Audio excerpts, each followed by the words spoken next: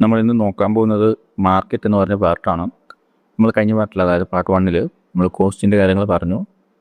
കോസ്റ്റിൻ്റെ various type നമ്മൾ പറഞ്ഞു. അതുപോലെ ഷോർട്ട് റൺ പറഞ്ഞു, ലോങ് റൺ പറഞ്ഞു.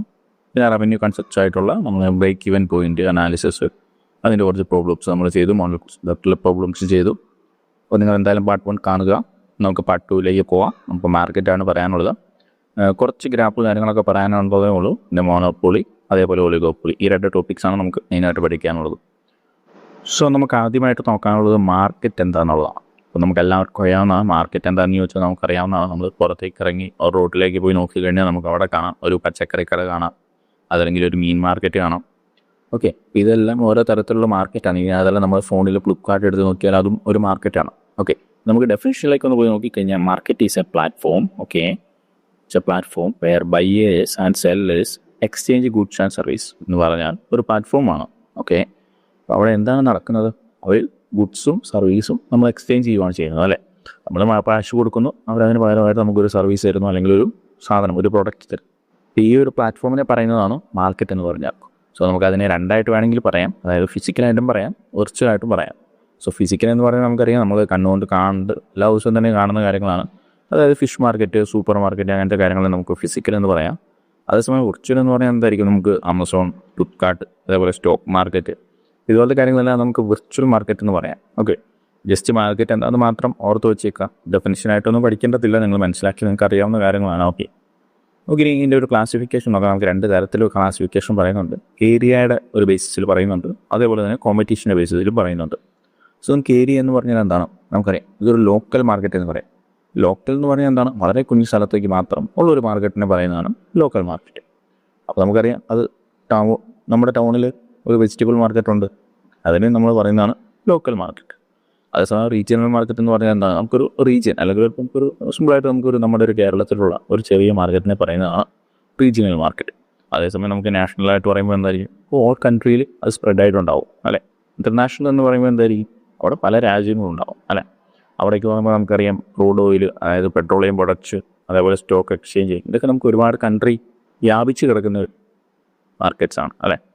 ഇത്തരം കാര്യങ്ങൾ മാത്രം ജസ്റ്റ് ഒന്ന് ഓർത്ത് വെക്കാം. മാർക്കറ്റ് പല തരത്തിലുണ്ട്. ഓക്കെ, ഇനി അതേപോലെ നമുക്ക് കോമ്പറ്റീഷൻ്റെ ബേസിസ് നമുക്ക് നോക്കുവാണെങ്കിൽ നമുക്ക് ആദ്യമായിട്ട് പറയാം പെർഫെക്റ്റ് കോമ്പറ്റീഷനുണ്ട്. അതായത് ഒരുപാട് ബയേഴ്സ് ഉണ്ടാവും, അതേപോലെ തന്നെ ഒരുപാട് സെല്ലേഴ്സ് ഉണ്ടാവും. ഏറെക്കുറെ ഒരു പ്രൊഡക്റ്റ് തന്നെ ആയിരിക്കും എല്ലാവരും തന്നെ വിൽക്കുന്നത്. നമുക്ക് സിമ്പിളായിട്ടൊരു എക്സാമ്പിൾ പറയുകയാണെങ്കിൽ നിങ്ങൾ വീടിന് പുറത്തേക്ക് ഇറങ്ങി നോക്കുമ്പോൾ കാണുന്ന ഒരു ചായക്കട പറയാം.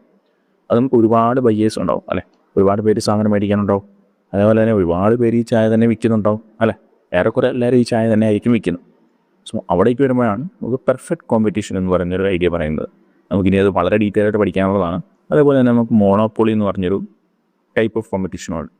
മോണോപ്പൊളി എന്ന് പറഞ്ഞാൽ എന്താ? നമുക്കറിയാം, ഒരാൾക്ക് മാത്രമേ ഈ സാധനം ഉണ്ടാക്കാൻ അറിയും, അല്ലെങ്കിൽ ഒരാൾ മാത്രമേ ഇത് വിൽക്കുന്നുള്ളൂ.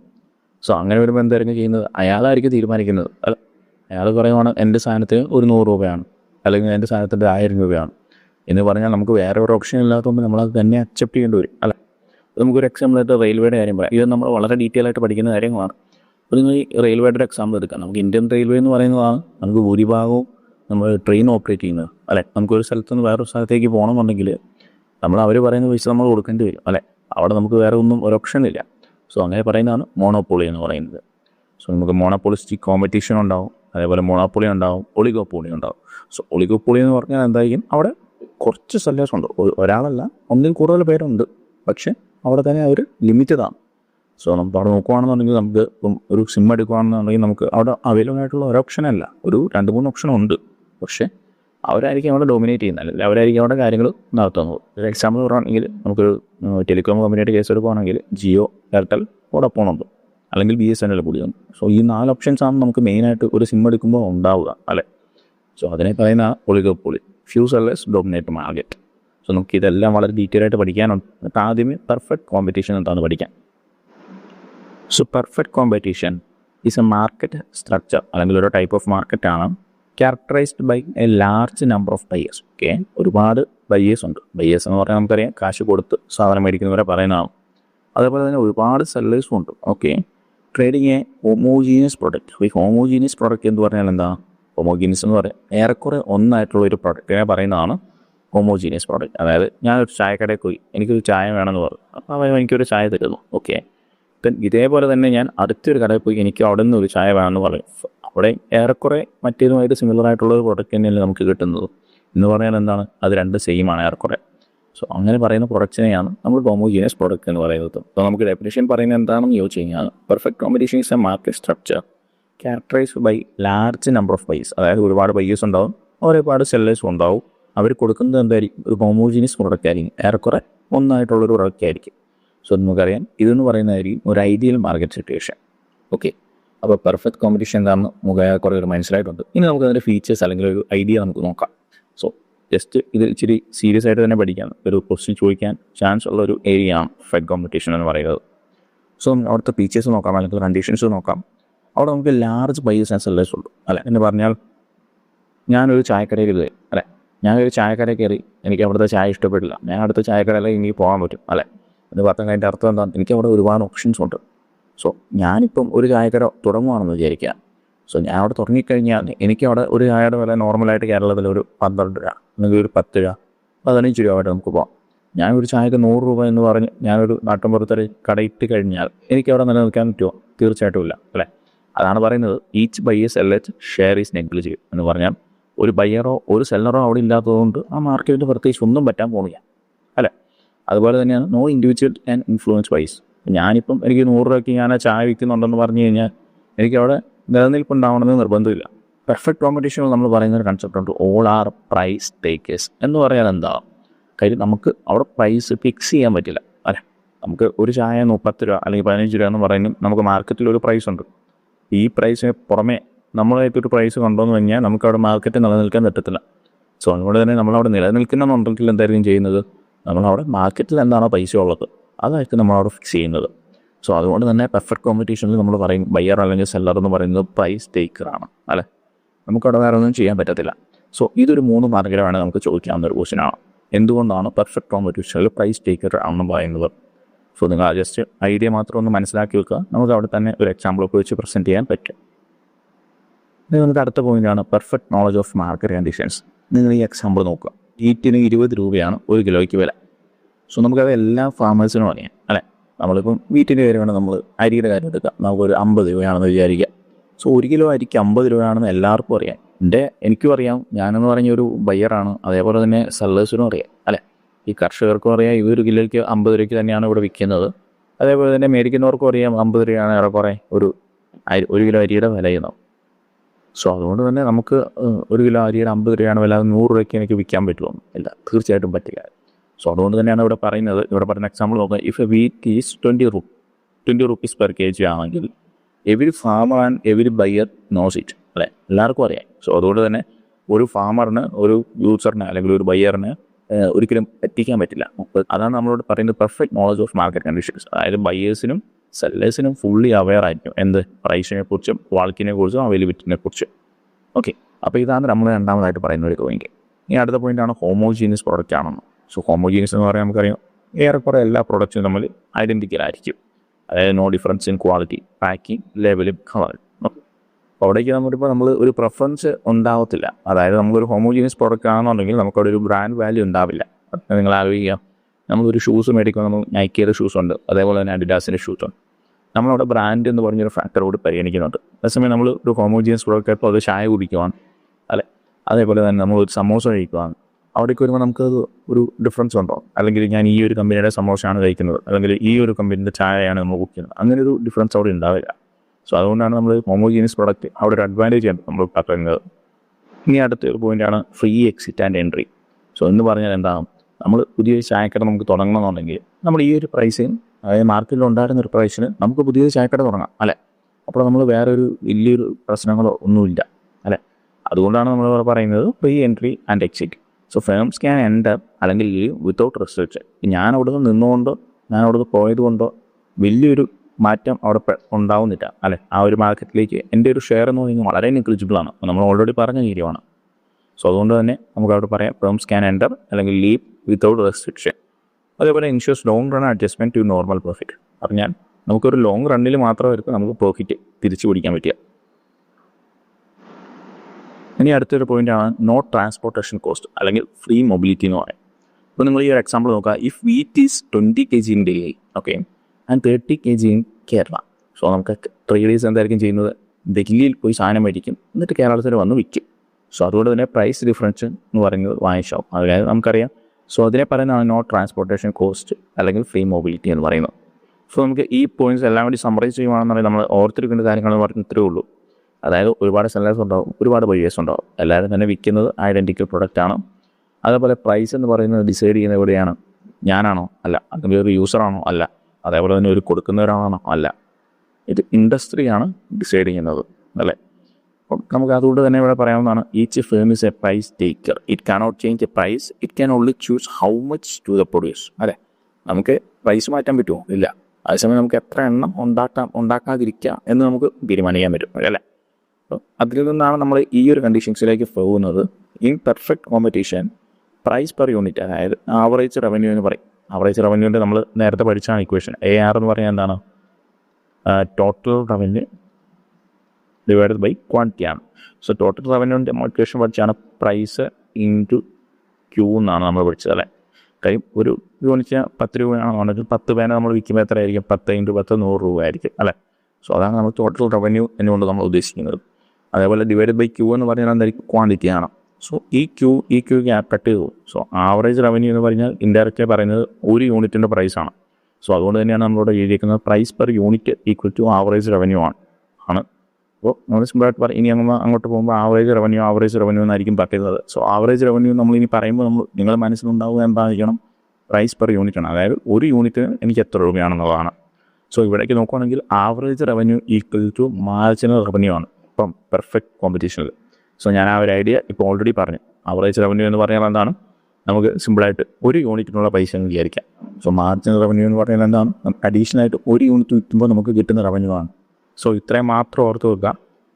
AR equal to MRH. So AR എന്ന് പറഞ്ഞാൽ ആവറേജ് റവന്യൂ ആണ്, MR എന്ന് പറഞ്ഞാൽ മാർജിനൽ റവന്യൂ ആണ്. സോ പെർഫെക്റ്റ് കോമ്പറ്റീഷനിൽ AR ഈക്വൽ ടു MR ആണ്. സോ ഇനി ഇതിൻ്റെ ഒരു ഐഡിയ നിങ്ങൾക്ക് കുറച്ചും കൂടി മനസ്സിലാക്കാൻ വേണ്ടി നമുക്ക് കുറച്ച് എക്സാമ്പിൾ നോക്കാം. ഓക്കെ, നമുക്കിവിടെ ഒരു അഗ്രികൾച്ചർ മാർക്കറ്റ് നോക്കാം. വീറ്റ് ഉണ്ട്, ഷുഗർ കെയിൻ ഉണ്ട്, റൈസ് ഉണ്ട്. Okay, a single farmer cannot decide the price of wheat അല്ലേ. ഇപ്പം 20 രൂപയാണ് ഒരു കിലോ വീറ്റിന് ആ മാർക്കറ്റിലുണ്ടായിരുന്ന പൈസ എന്നുണ്ടെങ്കിൽ എനിക്ക് അവിടെ 30 രൂപയ്ക്ക് വിൽക്കാൻ പറ്റുമോ, ഇല്ല. വിറ്റാൽ ഞാൻ അവിടെ നഷ്ടത്തിലേക്ക് പോകത്തേ ഉള്ളൂ അല്ല, ആരും മേടിക്കത്തില്ല. അതേസമയം ഞാൻ 20 രൂപയിൽ തന്നെ വിൽക്കുകയാണെങ്കിൽ അത്യാവശ്യം കുറേ സാധനങ്ങൾ എനിക്ക് വിൽക്കാൻ പറ്റും അല്ലേ. അതാണ് നമ്മൾ പറയുന്നത്, if a farmer asks for ₹25 no one buys it അല്ലേ. കാര്യം ബാക്കിയുള്ള 20 രൂപയ്ക്ക് വിൽക്കുന്നുണ്ട്. സോ ഞാൻ 25 രൂപയ്ക്ക് സാധനം എൻ്റെ അവിടെ വെച്ചുകൊണ്ടിരുന്നാൽ അത് അവിടെ ചിലവാകാൻ വരത്തേ ഉള്ളൂ. അതേപോലെ തന്നെ നമ്മൾ 15 രൂപയ്ക്ക് വിൽക്കുകയാണെന്ന് വിചാരിക്കുക. സോ അങ്ങനെ വരുവാണെങ്കിൽ നമുക്ക് അവിടെ നഷ്ടത്തിലേക്ക് പോകും അല്ലേ. നമുക്ക് നമ്മൾ മുടക്ക് മുതലായിട്ടുള്ള നമ്മുടെ 20 രൂപ നമുക്ക് തിരിച്ചു പിടിക്കാൻ പറ്റുന്നുണ്ട്. സോ അതുകൊണ്ട് തന്നെ നമുക്ക് ആ ഒരു സിറ്റുവേഷനിൽ നമ്മൾ ലോസിലേക്കായിരിക്കും പോകുന്നത്. പക്ഷേ നമുക്ക് അവിടെ സ്റ്റിൽ ഒരു ഓപ്ഷൻ ഉണ്ട്, 20 രൂപയ്ക്ക് ആൾക്കാർ സാധനം മേടിക്കാനുള്ളൊരു ഓപ്ഷൻ ഉണ്ട്. പക്ഷേ സ്വാഭാവികമായിട്ട് 15 രൂപയ്ക്ക് കിട്ടുമ്പോൾ ആൾക്കാർ എപ്പോഴും മേടിക്കുന്ന ഇവിടെ നിന്നായിരിക്കും 15 രൂപയ്ക്കായിരിക്കും. സോ അതുകൊണ്ട് തന്നെ നമ്മളോട് പറയുന്നതാണ്, so farmer is a price taker എന്ന് പറയും. സോ ഞാൻ ഈ ഒരു കൺസെപ്റ്റ് 3-4 പ്രാവശ്യം ഞാൻ പറഞ്ഞിട്ടുണ്ട്. എന്തുകൊണ്ടാണ് പെർഫെക്റ്റ് കോമ്പറ്റീഷനിൽ നമ്മൾ സെല്ലർ എന്ന് പറയുന്നത് പ്രൈസ് ടേക്കർ ആവുക എന്നുള്ളൊരു ചോദ്യം നമുക്കിവിടെ ചോദിക്കാവുന്നതാണ്. സോ അത് ചോദിച്ചാൽ നിങ്ങൾ ഈ എക്സാമ്പിൾ പറയാം, അതിൻ്റെ ഒരു ഐഡിയ നിങ്ങൾ വ്യക്തമാക്കുക. ഓക്കെ, അപ്പോൾ ഈ ഒരു എക്സാമ്പിൾ നിങ്ങൾ നോക്കാം. ഞാനിവിടെ ടോട്ടൽ റവന്യൂ, മാർജിനൽ റവന്യൂവിൻ്റെ ഐഡിയ കിട്ടാൻ വേണ്ടിയാണ് ഞാനിവിടെ ഈ ഒരു എക്സാമ്പിൾ കാണിച്ചിരിക്കുന്നത്. എന്തെങ്കിലും മറന്നു പോയിട്ടുണ്ടെങ്കിൽ നിങ്ങൾ ഈ ഒരു എക്സാമ്പിൾ കാണുമ്പോൾ നിങ്ങൾക്ക് അത് വ്യക്തമായിട്ട് മനസ്സിലാവും. സോ നിങ്ങൾക്കറിയാം മാർക്കറ്റ് പ്രൈസ് എന്ന് പറയുന്നത് 10 രൂപയാണെന്ന് വിചാരിക്കുക. ഒരു വീറ്റിൻ്റെ അല്ലെങ്കിൽ എന്തിൻ്റെ ആണെങ്കിലും ജസ്റ്റ് ഒരു പെന്നിൻ്റെ പൈസ എന്ന് വിചാരിച്ചു പോകാം, കുറച്ചുകൂടി മനസ്സിലാവാൻ എളുപ്പമുണ്ട്. സോ അങ്ങനെയാണെന്നുണ്ടെങ്കിൽ 10 രൂപയാണ് ഒരു പേനയുടെ വില എന്ന് വിചാരിക്കാം. സോ ഞാൻ ഒരു യൂണിറ്റ് വിട്ടു. ഓക്കെ, ഒരു യൂണിറ്റ് ഞാൻ വിറ്റു. അപ്പോൾ എനിക്ക് കിട്ടിയ ടോട്ടൽ റവന്യൂ എന്ന് പറഞ്ഞാൽ എന്താണ്, ഞാൻ ഒരെണ്ണേ വിറ്റുള്ളൂ. സോ 10 × 1 10 ആണ് എനിക്ക് കിട്ടിയ ടോട്ടൽ റവന്യൂ. സോ എൻ്റെ ആവറേജ് റവന്യൂ എന്തായിരിക്കും, ആവറേജ് എന്ന് പറഞ്ഞാൽ ടോട്ടൽ ഡിവൈഡ് ബൈ ക്വാണ്ടിറ്റിയാണ്. സോ എന്ന് പറഞ്ഞാൽ നമുക്ക് സിമ്പിളായിട്ട് പ്രൈസ് പെർ യൂണിറ്റ് എന്ന് പറയാം അല്ലേ. സോ അതുകൊണ്ട് തന്നെ ഇതിൻ്റെ പ്രൈസ് എന്ന് പറയുന്നത് 10 രൂപ തന്നെയാണ്. സോ ആവറേജ് റവന്യൂ എപ്പോഴും കോൺസ്റ്റൻ്റ് ആയിരിക്കും അല്ലേ. റവന്യൂ കൺസെപ്റ്റ് പറഞ്ഞപ്പോൾ പഠിച്ചു പോയതാണ്. എന്നാൽ നമ്മൾ സിമ്പിളായിട്ട് ഓർത്തിരിക്കുക, ആവറേജ് റവന്യൂ എന്ന് പറയുന്നത് കോൺസ്റ്റൻ്റ് ആണ്. കാര്യം നമ്മൾ ഓൾറെഡി നേരത്തെ ഐഡിയ പറഞ്ഞ ആവറേജ് റവന്യൂ എന്ന് പറഞ്ഞാൽ ഒരു യൂണിറ്റിൻ്റെ പൈസ തന്നെയാണ്. ഓക്കെ, ഇനി മാർജിനൽ റവന്യൂ എടുക്കുക. സോ ഈ മാർജിനൽ റവന്യൂ എന്ന് പറയുന്നത് നമുക്കറിയാം ചേഞ്ചാണ്. എവിടുന്ന്, സോ നമ്മൾ സിമ്പിളായിട്ട് 10 - 0 ചെയ്തു. നമുക്ക് അവിടെ കിട്ടിയ മാർജിനൽ റവന്യൂ എന്ന് പറയുന്നത് 10 ആണ്. അപ്പോൾ നമ്മൾ 2 യൂണിറ്റ് വിറ്റു എന്ന് വിചാരിക്കും. സോ 2 യൂണിറ്റ് വിറ്റ് കഴിഞ്ഞപ്പോൾ എൻ്റെ ടോട്ടൽ റവന്യൂ എന്ന് പറഞ്ഞാൽ 10 × 20 ആയി. ഓക്കെ, അപ്പോൾ അവിടെ വരുമ്പോൾ എൻ്റെ ആവറേജ് റവന്യൂ അപ്പോഴും അറിയാം, നമുക്കറിയാം ഫിക്സ്ഡ് ആണ്. അതായത് ഒരു യൂണിറ്റിൻ്റെ പ്രൈസ് ആയ 10 രൂപ തന്നെയാണ്. സോ നമുക്ക് മാർജിനൽ എടുക്കുക. മാർജിനൽ എന്ന് പറഞ്ഞാൽ എന്തായിരിക്കും, 20 - 10 ചെയ്യുക. സോ 20 - 10 ചെയ്തപ്പോൾ അവിടെ എന്ന് പറയുന്നത് 10 ആണ് അല്ലേ. ഞാൻ അതുപോലെ 3 എണ്ണം വിറ്റു, എനിക്ക് അവിടെ വന്നത് 30 രൂപയാണ്. സോ അവിടെ എൻ്റെ ആവറേജ് റവന്യൂ എന്ന് പറയുന്നത് കോൺസ്റ്റൻ്റ് ആണ്. എൻ്റെ മാർജിൻ റവന്യൂ എന്ന് പറയുന്നത് 30 - 20 ആണ്. സോ 10 ആണ്. സോ ഇങ്ങനെ പോകുകയാണെന്നുണ്ടെങ്കിൽ നമുക്ക് മനസ്സിലാവും average revenue equal to marginal revenue ആണ് അല്ലേ. സോ ഈ ഒരു കണ്ടീഷനെ നമ്മൾ പറയുന്നതാണ് പെർഫെക്റ്റ് കോമ്പറ്റീഷനാണ് അല്ലേ. അപ്പോൾ നമ്മൾ പെർഫെക്റ്റ് കോമ്പറ്റീഷൻ്റെ ഫീച്ചർ കാര്യങ്ങളൊക്കെ നമ്മളിപ്പോൾ പറഞ്ഞു. സോ ഇതാണ് നമ്മുടെ പ്രാക്ടിക്കൽ സെറ്റ്. സോ ഇത്രയും മാത്രം ഓർത്ത് നോക്കുക. നമുക്ക് പെർഫെക്റ്റ് കോമ്പറ്റീഷനിൽ average revenue equal to marginal revenue ആണ്. നമുക്ക് ആവശ്യം വരുന്ന ഒരു 2 ടേംസാണ് ഫേമോ ഇൻഡസ്ട്രി. അതുകൂടെ ജസ്റ്റ് ഒന്ന് പറഞ്ഞു പോയേക്കാം. ഫേം എന്ന് പറഞ്ഞാൽ നമുക്കറിയാം ഒരു ബിസിനസ് യൂണിറ്റിനെ പറയുന്നതാണ്. അതായത് നിങ്ങൾ സിമ്പിളായിട്ട് ആലോചിക്കുക, മാരുതി സുസുക്കി അല്ലെങ്കിൽ നമുക്ക് ഹുണ്ടായി എന്ത് വേണമെങ്കിലും പറയാം, ഒരു കമ്പനി, ഒരു ചെറിയൊരു പാർട്ട് ഓഫ് ദി ഇൻഡസ്ട്രീനെ പറയുന്നതാണ് ഫേം. അതേസമയം നമ്മൾ ഇൻഡസ്ട്രി എന്ന് പറഞ്ഞാൽ എന്തായിരിക്കും, എ ഗ്രൂപ്പ് ഓഫ് ഫേംസ് ആണ് എന്ന് പറയാൻ നമുക്കറിയാം. ഇപ്പം ഓട്ടോമൊബൈൽ ഇൻഡസ്ട്രി എന്ന് പറയാറുണ്ട് അല്ലേ. ഓട്ടോമൊബൈൽ ഫേം എന്ന് പറയാറുണ്ടോ? ഇല്ല. ഓട്ടോമൊബൈൽ ഇൻഡസ്ട്രി എന്ന് പറയാൻ എന്താണ്, അവർ കാർ ഉണ്ടാക്കുന്ന അല്ലെങ്കിൽ വണ്ടി ഉണ്ടാക്കുന്ന ഒരു ഗ്രൂപ്പ് ഓഫ് ഫേംസിൻ്റെ ഒരു ഗ്രൂപ്പിനെ പറയുന്നതാണ് എന്ത്, ഇൻഡസ്ട്രി എന്ന് പറഞ്ഞാൽ നമുക്ക് സിമ്പിളായിട്ട് ഇൻഡസ്ട്രി എന്ന് പറഞ്ഞാൽ ഓട്ടോമൊബൈൽ ഇൻഡസ്ട്രി എന്ന് ആലോചിച്ച് നോക്കാം. ഫേം എന്ന് പറഞ്ഞാൽ അതിലുണ്ടാക്കുന്ന ഏതെങ്കിലും ഒരു കമ്പനി, അതായത് ജസ്റ്റ് മാരുതി എന്ന് വിചാരിച്ച് നോക്കാം. സോ ഇതായിരിക്കും ഫേമും ഇൻഡസ്ട്രിയും തമ്മിലുള്ളൊരു വ്യത്യാസം. നമ്മൾ ഇനി അങ്ങോട്ട് പോകുമ്പോൾ ഗ്രാഫ് കാര്യങ്ങളൊക്കെ പറയുമ്പോൾ ഫേമും ഇൻഡസ്ട്രിയും നമ്മൾ പറയും. സോ അപ്പം നിങ്ങൾ എന്താണ് ഫേമെന്ന് ഞാൻ ഉദ്ദേശിക്കുന്നത് അല്ലെങ്കിൽ ഇൻഡസ്ട്രി എന്ന് ഉദ്ദേശിക്കുന്നത് എന്താണെന്ന് നിങ്ങൾക്ക് മനസ്സിലാവണം. സോ നമുക്കിനി നോക്കാനുള്ളതാണ് equilibrium of a firm under perfect competition. So നമ്മൾ പെർഫെക്റ്റ് കോമ്പറ്റീഷൻ്റെ ഒരു കണ്ടീഷൻ പറഞ്ഞായിരുന്നു അല്ലേ. സോ നമ്മളിവിടെ പറഞ്ഞൊരു കൺസെപ്റ്റ് എന്താണെന്ന്, ആവറേജ് റവന്യൂ എന്ന് പറയുന്നത് മാർജിനൽ റവന്യൂവിനോട് ഈക്വൽ ആണ് അല്ലേ. സോ നിങ്ങൾ ഈ ഒരു ഗ്രാഫിലേക്ക് നിങ്ങൾ നോക്കിക്കഴിഞ്ഞാൽ നമ്മളിത് നേരത്തെ പഠിച്ചൊരു ഗ്രാഫായിരുന്നു അല്ലേ. നമ്മൾ ഫസ്റ്റ് മൊഡ്യൂളിൽ പഠിച്ചൊരു കാര്യമായിരുന്നു. നമുക്ക് ഇക്വിലിബ്രിയം പോയിൻ്റൊക്കെ നമ്മൾ കണ്ടുപിടിക്കുന്ന ഒരു ഐഡിയ നമ്മൾ പറഞ്ഞിട്ടുണ്ടായിരുന്നു അല്ലേ. സോ ഇതെന്ന് പറയുന്നത് സപ്ലൈ കർവാണ്. അതേപോലെ ഇതെന്ന് പറയുന്നത് ഡിമാൻഡ് കർവാണ്. സോ സപ്ലൈ കർവും ഡിമാൻഡ് കർവും ഇൻ്റർസെക്റ്റ് ചെയ്യുന്ന പോയിന്റ് പറയുന്നത് എന്താണ്, ഇക്വിലിബ്രിയം പോയിന്റ് എന്നാണ് നമ്മൾ പറഞ്ഞിരിക്കുന്നത്. അതിന് കറസ്പോണ്ടിങ് ആയിട്ടുള്ള എക്സ് ആക്സിസിനെ നോക്കിക്കഴിഞ്ഞാൽ നമ്മളവിടെ പറയുന്നതാണ് ക്വാണ്ടിറ്റി, അതായത് ഇക്വിലിബ്രിയം ക്വാണ്ടിറ്റി എന്ന് പറയും. വൈ ആക്സിസ് നമ്മൾ പ്രൈസ് ആയിരുന്നു ഡിക്കൗണ്ട് ചെയ്തുകൊണ്ടിരുന്നത്. സോ അതിന് കറസ്പോണ്ടിങ് ആയിട്ടുള്ള പ്രൈസിനെ പറയുന്ന പോയിന്റിനെ പറയുന്നതാണ് ഇത് ഇക്വിലിബ്രിയം പ്രൈസ് എന്ന് പറയുന്നത്. സോ ഇത്ര ഐഡിയാസ് നമുക്ക് ഓൾറെഡി ഉണ്ടാവുന്നതാണ് അല്ലേ. സോ ഈ പ്രൈസ് P1 എന്ന് പറഞ്ഞ പ്രൈസാണ് നമുക്ക് ഈ ഒരു സിറ്റുവേഷനെ പ്രൈസ് എന്ന് വിചാരിക്കാം. സോ ഈ ഒരു ഇൻഡസ്ട്രിയുടെ പ്രൈസ് എന്ന് പറയുന്നത് P1 ആണെന്ന് വിചാരിക്കുക. സോ അങ്ങനെയാണെന്നുണ്ടെങ്കിൽ ഈ P1 തന്നെയായിരിക്കും ഒരു പുതിയതായിട്ടൊരു ഫേം നമ്മുടെ പെർഫെക്റ്റ് കോമ്പറ്റീഷനിലേക്ക് വന്നു കഴിയുമ്പോൾ നമുക്ക് ഫോളോ ചെയ്യാൻ പറ്റുന്നത്. ഓക്കെ, അവിടേക്ക് നമുക്ക് വേറെ ഡിഫറൻസ് ഒന്നും കൊണ്ടാകാൻ പറ്റത്തില്ല. സോ P1 എന്ന് പറഞ്ഞൊരു പോയിന്റിൽ തന്നെയായിരിക്കും നമ്മളുടെ ആവറേജ് റവന്യൂ എന്ന് പറയുന്നത് മാർജിനൽ റവന്യൂ എന്ന് പറയുന്നത്. സോ കാര്യം നമുക്കറിയാം average revenue equal to marginal revenue ആണ്. സോ അതുകൊണ്ടാണ് ഇവിടെ ഒരു സ്ട്രെയിറ്റ് ലൈൻ വന്നിരിക്കുന്നത്. ഓക്കെ, ഇത്തരം കാര്യങ്ങളാണ് ഈ ഒരു ഗ്രാഫിൽ നിന്ന് നിങ്ങൾ പഠിക്കാനുള്ളൊരു ഐഡിയ. നമ്മളത് വളരെ ഡീറ്റെയിൽ ആയിട്ടൊന്ന് എക്സ്പ്ലെയിൻ ചെയ്ത് പോകുന്നുണ്ട്. നിങ്ങൾ ജസ്റ്റ് നോക്കുക. നമുക്കൊരു വീറ്റ് ഇൻഡസ്ട്രിയുടെ കാര്യമാണ് പറയുന്നത്. ലെഫ്റ്റിൽ നോക്കാം, ഇൻഡസ്ട്രിയാണ്. ഓക്കെ, അപ്പം 20 രൂപയാണ് ഒരു കിലോയ്ക്ക് നമ്മളിവിടെ കൊടുത്തുകൊണ്ടിരിക്കുന്നത്. സോ നമുക്കറിയാം 1 മില്യൺ kg അല്ലെങ്കിൽ ജസ്റ്റ് ഒരു 100 കിലോ നിങ്ങൾ ആലോചിക്കാം. 100 കിലോ ഞാൻ കൊടുക്കുന്നുണ്ട്, എനിക്ക് 100 കിലോ മേടിക്കാൻ ആൾക്കാരുണ്ട്. എപ്പം 20 രൂപയ്ക്ക് 100 കിലോ കൊടുക്കാനും മേടിക്കാനും ആൾക്കാരുണ്ട്. സോ ആ പോയിന്റിനെ പറയുന്നതാണ് ഇക്വിലിബ്രിയം പോയിന്റ് എന്ന് നമുക്കറിയാം. സോ അങ്ങനെ നിൽക്കുന്ന ഒരു ഇൻഡസ്ട്രിയുടെ ഇക്വിലിബ്രിയമാണ് നമ്മൾ ഈ ഒരു ഡയഗ്രത്തിൽ റെപ്രസെൻ്റ് ചെയ്തിരിക്കുന്നത്. സോ നമുക്കറിയാം ഇനി ഒരു ഫാമറുടെ കേസ് എടുക്കാം. സോ ഒരു ഫാമർ എന്ന് പറയുമ്പോൾ നമുക്കറിയാം ഇൻഡസ്ട്രിയുടെ ഒരു ചെറിയ പാർട്ടാണ്. സോ അവിടേക്ക് വന്ന് കഴിയുമ്പോൾ നമ്മൾ റൈറ്റുള്ള ഫിയറാണ് പറയുന്നത്. സോ നമുക്ക് അയാൾക്ക് ഒരിക്കലും പ്രൈസിനെ നമുക്ക് ചേഞ്ച് ചെയ്യാൻ പറ്റില്ല, നമ്മൾ ഓൾറെഡി പറഞ്ഞ കാര്യമാണ്. സോ നമുക്ക് അയാൾക്ക് ആ പ്രൈസ് അക്സെപ്റ്റ് ചെയ്യാൻ മാത്രമേ പറ്റുള്ളൂ. സോ അതുകൊണ്ട് നമുക്ക് 20 രൂപ അയാളും ഫിക്സ് ആക്കി എടുക്കുകയാണെന്ന് വിചാരിക്കുക ഒരു കിലോയ്ക്ക്. സോ ഈ 20 രൂപ അയാൾ ഒരു കിലോയ്ക്ക് എടുത്തു കഴിഞ്ഞാൽ അയാളുടെ ആവറേജ് റവന്യൂ എന്ന് പറയാൻ എന്തായിരിക്കും, ആവറേജ് റവന്യൂ നമുക്കറിയാം പ്രൈസ് പെർ യൂണിറ്റിനെ പറയുന്ന ആവറേജ് റവന്യൂ നമ്മൾ ഓൾറെഡി എക്സ്പ്ലെയിൻ ചെയ്ത ഐഡിയ ആണ്. സോ അതേപോലെ തന്നെ മാർജിനൽ റവന്യൂ എന്ന് പറയുന്നത് കോൺസ്റ്റൻ്റ് ആണ്. ആ കോൺസ്റ്റൻ്റ് നമുക്കിവിടെ പറയുന്ന ഈ എക്സാമ്പിൾ 20 എന്നാണ് പറയുന്നത്. സോ അതുകൊണ്ട് തന്നെ AR = MR എന്ന് പറയുന്നത് നമുക്കൊരു സ്റ്റൈൽ ലൈനായിട്ട് അവിടെ കാണാൻ പറ്റും. സോ അത് തന്നെയാണ് നമ്മളിവിടെ പറഞ്ഞിരിക്കുന്നത്. സോ ഇത് തന്നെയാണ് നമ്മളോട് കണ്ടീഷൻസ് ആയിട്ട് പറഞ്ഞിരിക്കുന്നത്. ഇക്വിലിബ്രിയം പോയിന്റിൻ്റെ കോൺസെപ്റ്റ് നമുക്ക് ഓൾറെഡി അറിയാവുന്നതാണ്. ഡിമാൻഡ് ഉണ്ട്, സപ്ലൈ ഉണ്ട്, നമ്മൾ സെറ്റ് ചെയ്യുന്ന പോയിന്റിനെ പറയുന്നതാണ് ഇക്വിലിബ്രിയം പോയിന്റ്. അതിന് കറസ്പോണ്ടിങ് ആയിട്ടുള്ള പ്രൈസിനെ പറയുന്നത് ഇക്വിലിബ്രിയം പ്രൈസ്, കറസ്പോണ്ടിങ് ആയിട്ടുള്ള ക്വാണ്ടിറ്റിയെ പറയുന്നത് ഇക്വിലിബ്രിയം ക്വാണ്ടിറ്റി. സോ നമുക്ക് ഇവിടേക്ക് വന്നുമ്പോൾ ഇതെന്ന് പറയുന്നത് ഒരു ഫേമിൻ്റെ ഐഡിയ ആണ്. ഫേമിലേക്ക് വന്നുകഴിയുമ്പോൾ നമുക്ക് ഒരു മാർജിനൽ കോസ്റ്റ് ഉണ്ടാവും, ഒരു ആവറേജ് കോസ്റ്റ് ഉണ്ടാവും. സോ അതേപോലെ തന്നെ ഒരു ആവറേജ് റവന്യൂ, മാർജിനൽ റവന്യൂ ഉണ്ടാവും. So average revenue, marginal revenue ഒരൊറ്റ സ്ട്രെയിറ്റ് ലൈൻ ആണ്. കാരണം എന്താണ്, അത് രണ്ടും ഈക്വൽ ആണ്. സോ ഇത്രയും കാര്യങ്ങൾ ജസ്റ്റ് ഒന്ന് ഓർത്ത് വെക്കാം. പെർഫെക്റ്റ് കോമ്പറ്റീഷൻ്റെ ഐഡിയ ആണ്. നിങ്ങൾക്ക് ചിലപ്പോൾ ഒരു ഡൗട്ട് വരാനുള്ളൊരു പോയിന്റ് ആയിരിക്കും ഈ MC = MR എന്ന് പറഞ്ഞതിൻ്റെ കാരണം എന്താണെന്നുള്ളത്. സോ MC = MR എന്താണെന്ന് നമുക്ക് ജസ്റ്റ് ഒരു എക്സാമ്പിളിലൂടെ നോക്കാം. സോ നമ്മുടെ കടയിൽ സമോസയാണ് നമ്മൾ ഉണ്ടാക്കി കൊടുക്കുന്നതെന്ന് വിചാരിക്കാം. സോ നമ്മുടെ ഒരു മാർക്കറ്റ് പ്രൈസ് എന്ന് പറയുന്നത്, ഒരു സമോസയ്ക്കുള്ള ഒരു മാർക്കറ്റ് പ്രൈസ് എന്ന് പറയുന്നത് 10 രൂപയാണെന്ന് വിചാരിക്കാം. സോ നമുക്കറിയാം നമുക്ക് ആ പൈസയ്ക്ക് തന്നെ വിൽക്കാൻ പറ്റത്തുള്ളൂ. സോ അതുകൊണ്ട് തന്നെ ഞാൻ ആ 10 രൂപയ്ക്ക് ഒരു സമോസ വിൽക്കാം.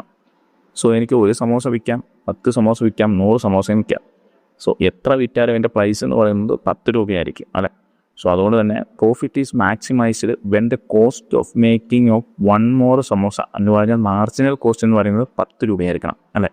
കാര്യം 10 രൂപയാണെങ്കിൽ മാത്രമേ നമുക്ക് ആ മുടക്കിയ മുതൽ തിരിച്ചു പിടിക്കാൻ പറ്റത്തുള്ളൂ, നമുക്ക് ആ മാർക്കറ്റിൽ കോൺസ്റ്റൻ്റ് ആയിട്ട് നിൽക്കാൻ പറ്റത്തുള്ളൂ. സോ എന്ന് പറഞ്ഞാൽ നമ്മളിവിടെ പറയുന്നത് പ്രോഫിറ്റ് ഈസ് മാക്സിമൈസ്. ഈ ഒരു പോയിൻ്റ് ആയിട്ട് നിങ്ങൾ പഠിച്ചു നോക്കുക. എൻ്റെ പ്രോഫിറ്റ് എപ്പോഴും മാക്സിമത്തിൽ എത്തുന്ന എപ്പോഴായിരിക്കും, എൻ്റെ ഒരു സമോസ ഉണ്ടാക്കാൻ എനിക്ക് വേണ്ട ചിലവ്, കോസ്റ്റ് എന്ന് പറഞ്ഞാൽ ചിലവാണ്. മാർജിനൽ കോസ്റ്റ് ഈക്വൽ ടു 10 രൂപയാണ്. സോ ആ 10 രൂപ എനിക്ക് റവന്യൂ ആയിട്ട് തിരിച്ച് കിട്ടിയാൽ മാത്രമേ, മാർജിനൽ റവന്യൂ ആയിട്ട് തിരിച്ച് കിട്ടിയാൽ മാത്രമേ എനിക്ക് അവിടെ നിലനിൽക്കാൻ പറ്റത്തുള്ളൂ, അല്ലെങ്കിൽ എൻ്റെ പ്രോഫിറ്റ് എന്നത് മാക്സിമം ആവത്തുള്ളൂ. സോ ഈ ഒരു ഐഡിയ ആണ് നമ്മളിവിടെ MR ഈക്വൽ ടു MC എന്ന് പറഞ്ഞേക്കുന്നത്. സോ അതിൻ്റെ കാരണം എന്താണെന്നുള്ളത് നമ്മളിവിടെ പറഞ്ഞു. ഇനി അതേപോലെ തന്നെ ഇഫ് MC എന്ന് പറയുന്നത് ലെസ് ദാൻ MR ആണെന്ന് വിചാരിക്കുക. സോ എന്ന് പറയുമ്പോൾ നിങ്ങൾ വലിയ ടെൻഷനൊന്നും ആക്കേണ്ട ആവശ്യമില്ല. മാർജിനൽ കോസ്റ്റ് എന്നാണ് നമ്മളിവിടെ പറയുന്നത്. സോ നിങ്ങൾ സിമ്പിളായിട്ട് കോസ്റ്റ് ലെസ് ദാൻ റവന്യൂ എന്ന് ആലോചിച്ച് നോക്കുക. സോ എന്ന് പറഞ്ഞാൽ കോസ്റ്റ് എന്ന് പറഞ്ഞാൽ ഞാൻ ഉണ്ടാക്കുന്നതിൽ ചിലവ് എനിക്ക് കിട്ടുന്ന റവന്യൂവിനേക്കാളും കുറവാണെന്നുണ്ടെങ്കിൽ നമുക്കറിയാം മോർ പ്രോഫിറ്റ് ആണ് അല്ലേ. സിമ്പിളായിട്ട് ആലോചിച്ച് നോക്കുക. ഞാൻ 10 രൂപയ്ക്ക് ആണ് ഞാനൊരു സമോസ ഉണ്ടാക്കുന്നത്, ഞാനത് 20 രൂപയ്ക്ക് വിറ്റ് കഴിഞ്ഞാൽ എനിക്ക് എന്തായാലും അവിടെ ലാഭമായിരിക്കും. അതെ, അതെന്ന് പറഞ്ഞാൽ marginal cost less than marginal revenue എന്ന് ആലോചിച്ച് നോക്കുക. ഞാൻ നിങ്ങൾക്ക് മനസ്സിലാകാൻ വേണ്ടിയാണ് വളരെ സിമ്പിളായിട്ട് പറയുന്നത്. ഇനി അതേപോലെ മാർജിനൽ കോസ്റ്റ് എന്ന് പറയുന്നത് ഗ്രേറ്റർ ദാൻ മാർജിനൽ റവന്യൂ ആണെന്ന് വിചാരിച്ചാലോ. സോ അങ്ങനെ വരുമ്പോൾ നമുക്ക് കോസ്റ്റ് എന്ന് പറയുന്നത് കൂടുതലാണ്. ഞാൻ 20 രൂപയാണ് എനിക്ക് സമോസ ഉണ്ടാക്കാൻ വന്ന ചിലവ്, പക്ഷേ ഞാൻ 10 രൂപയ്ക്കാണ് സമോസ വിൽക്കുന്നതെന്ന് വിചാരിക്കുക. സോ അങ്ങനെയാണെന്നുണ്ടെങ്കിൽ എനിക്ക് അവിടെ നഷ്ടം ആയിരിക്കും ഉണ്ടാക്കുക അല്ലേ.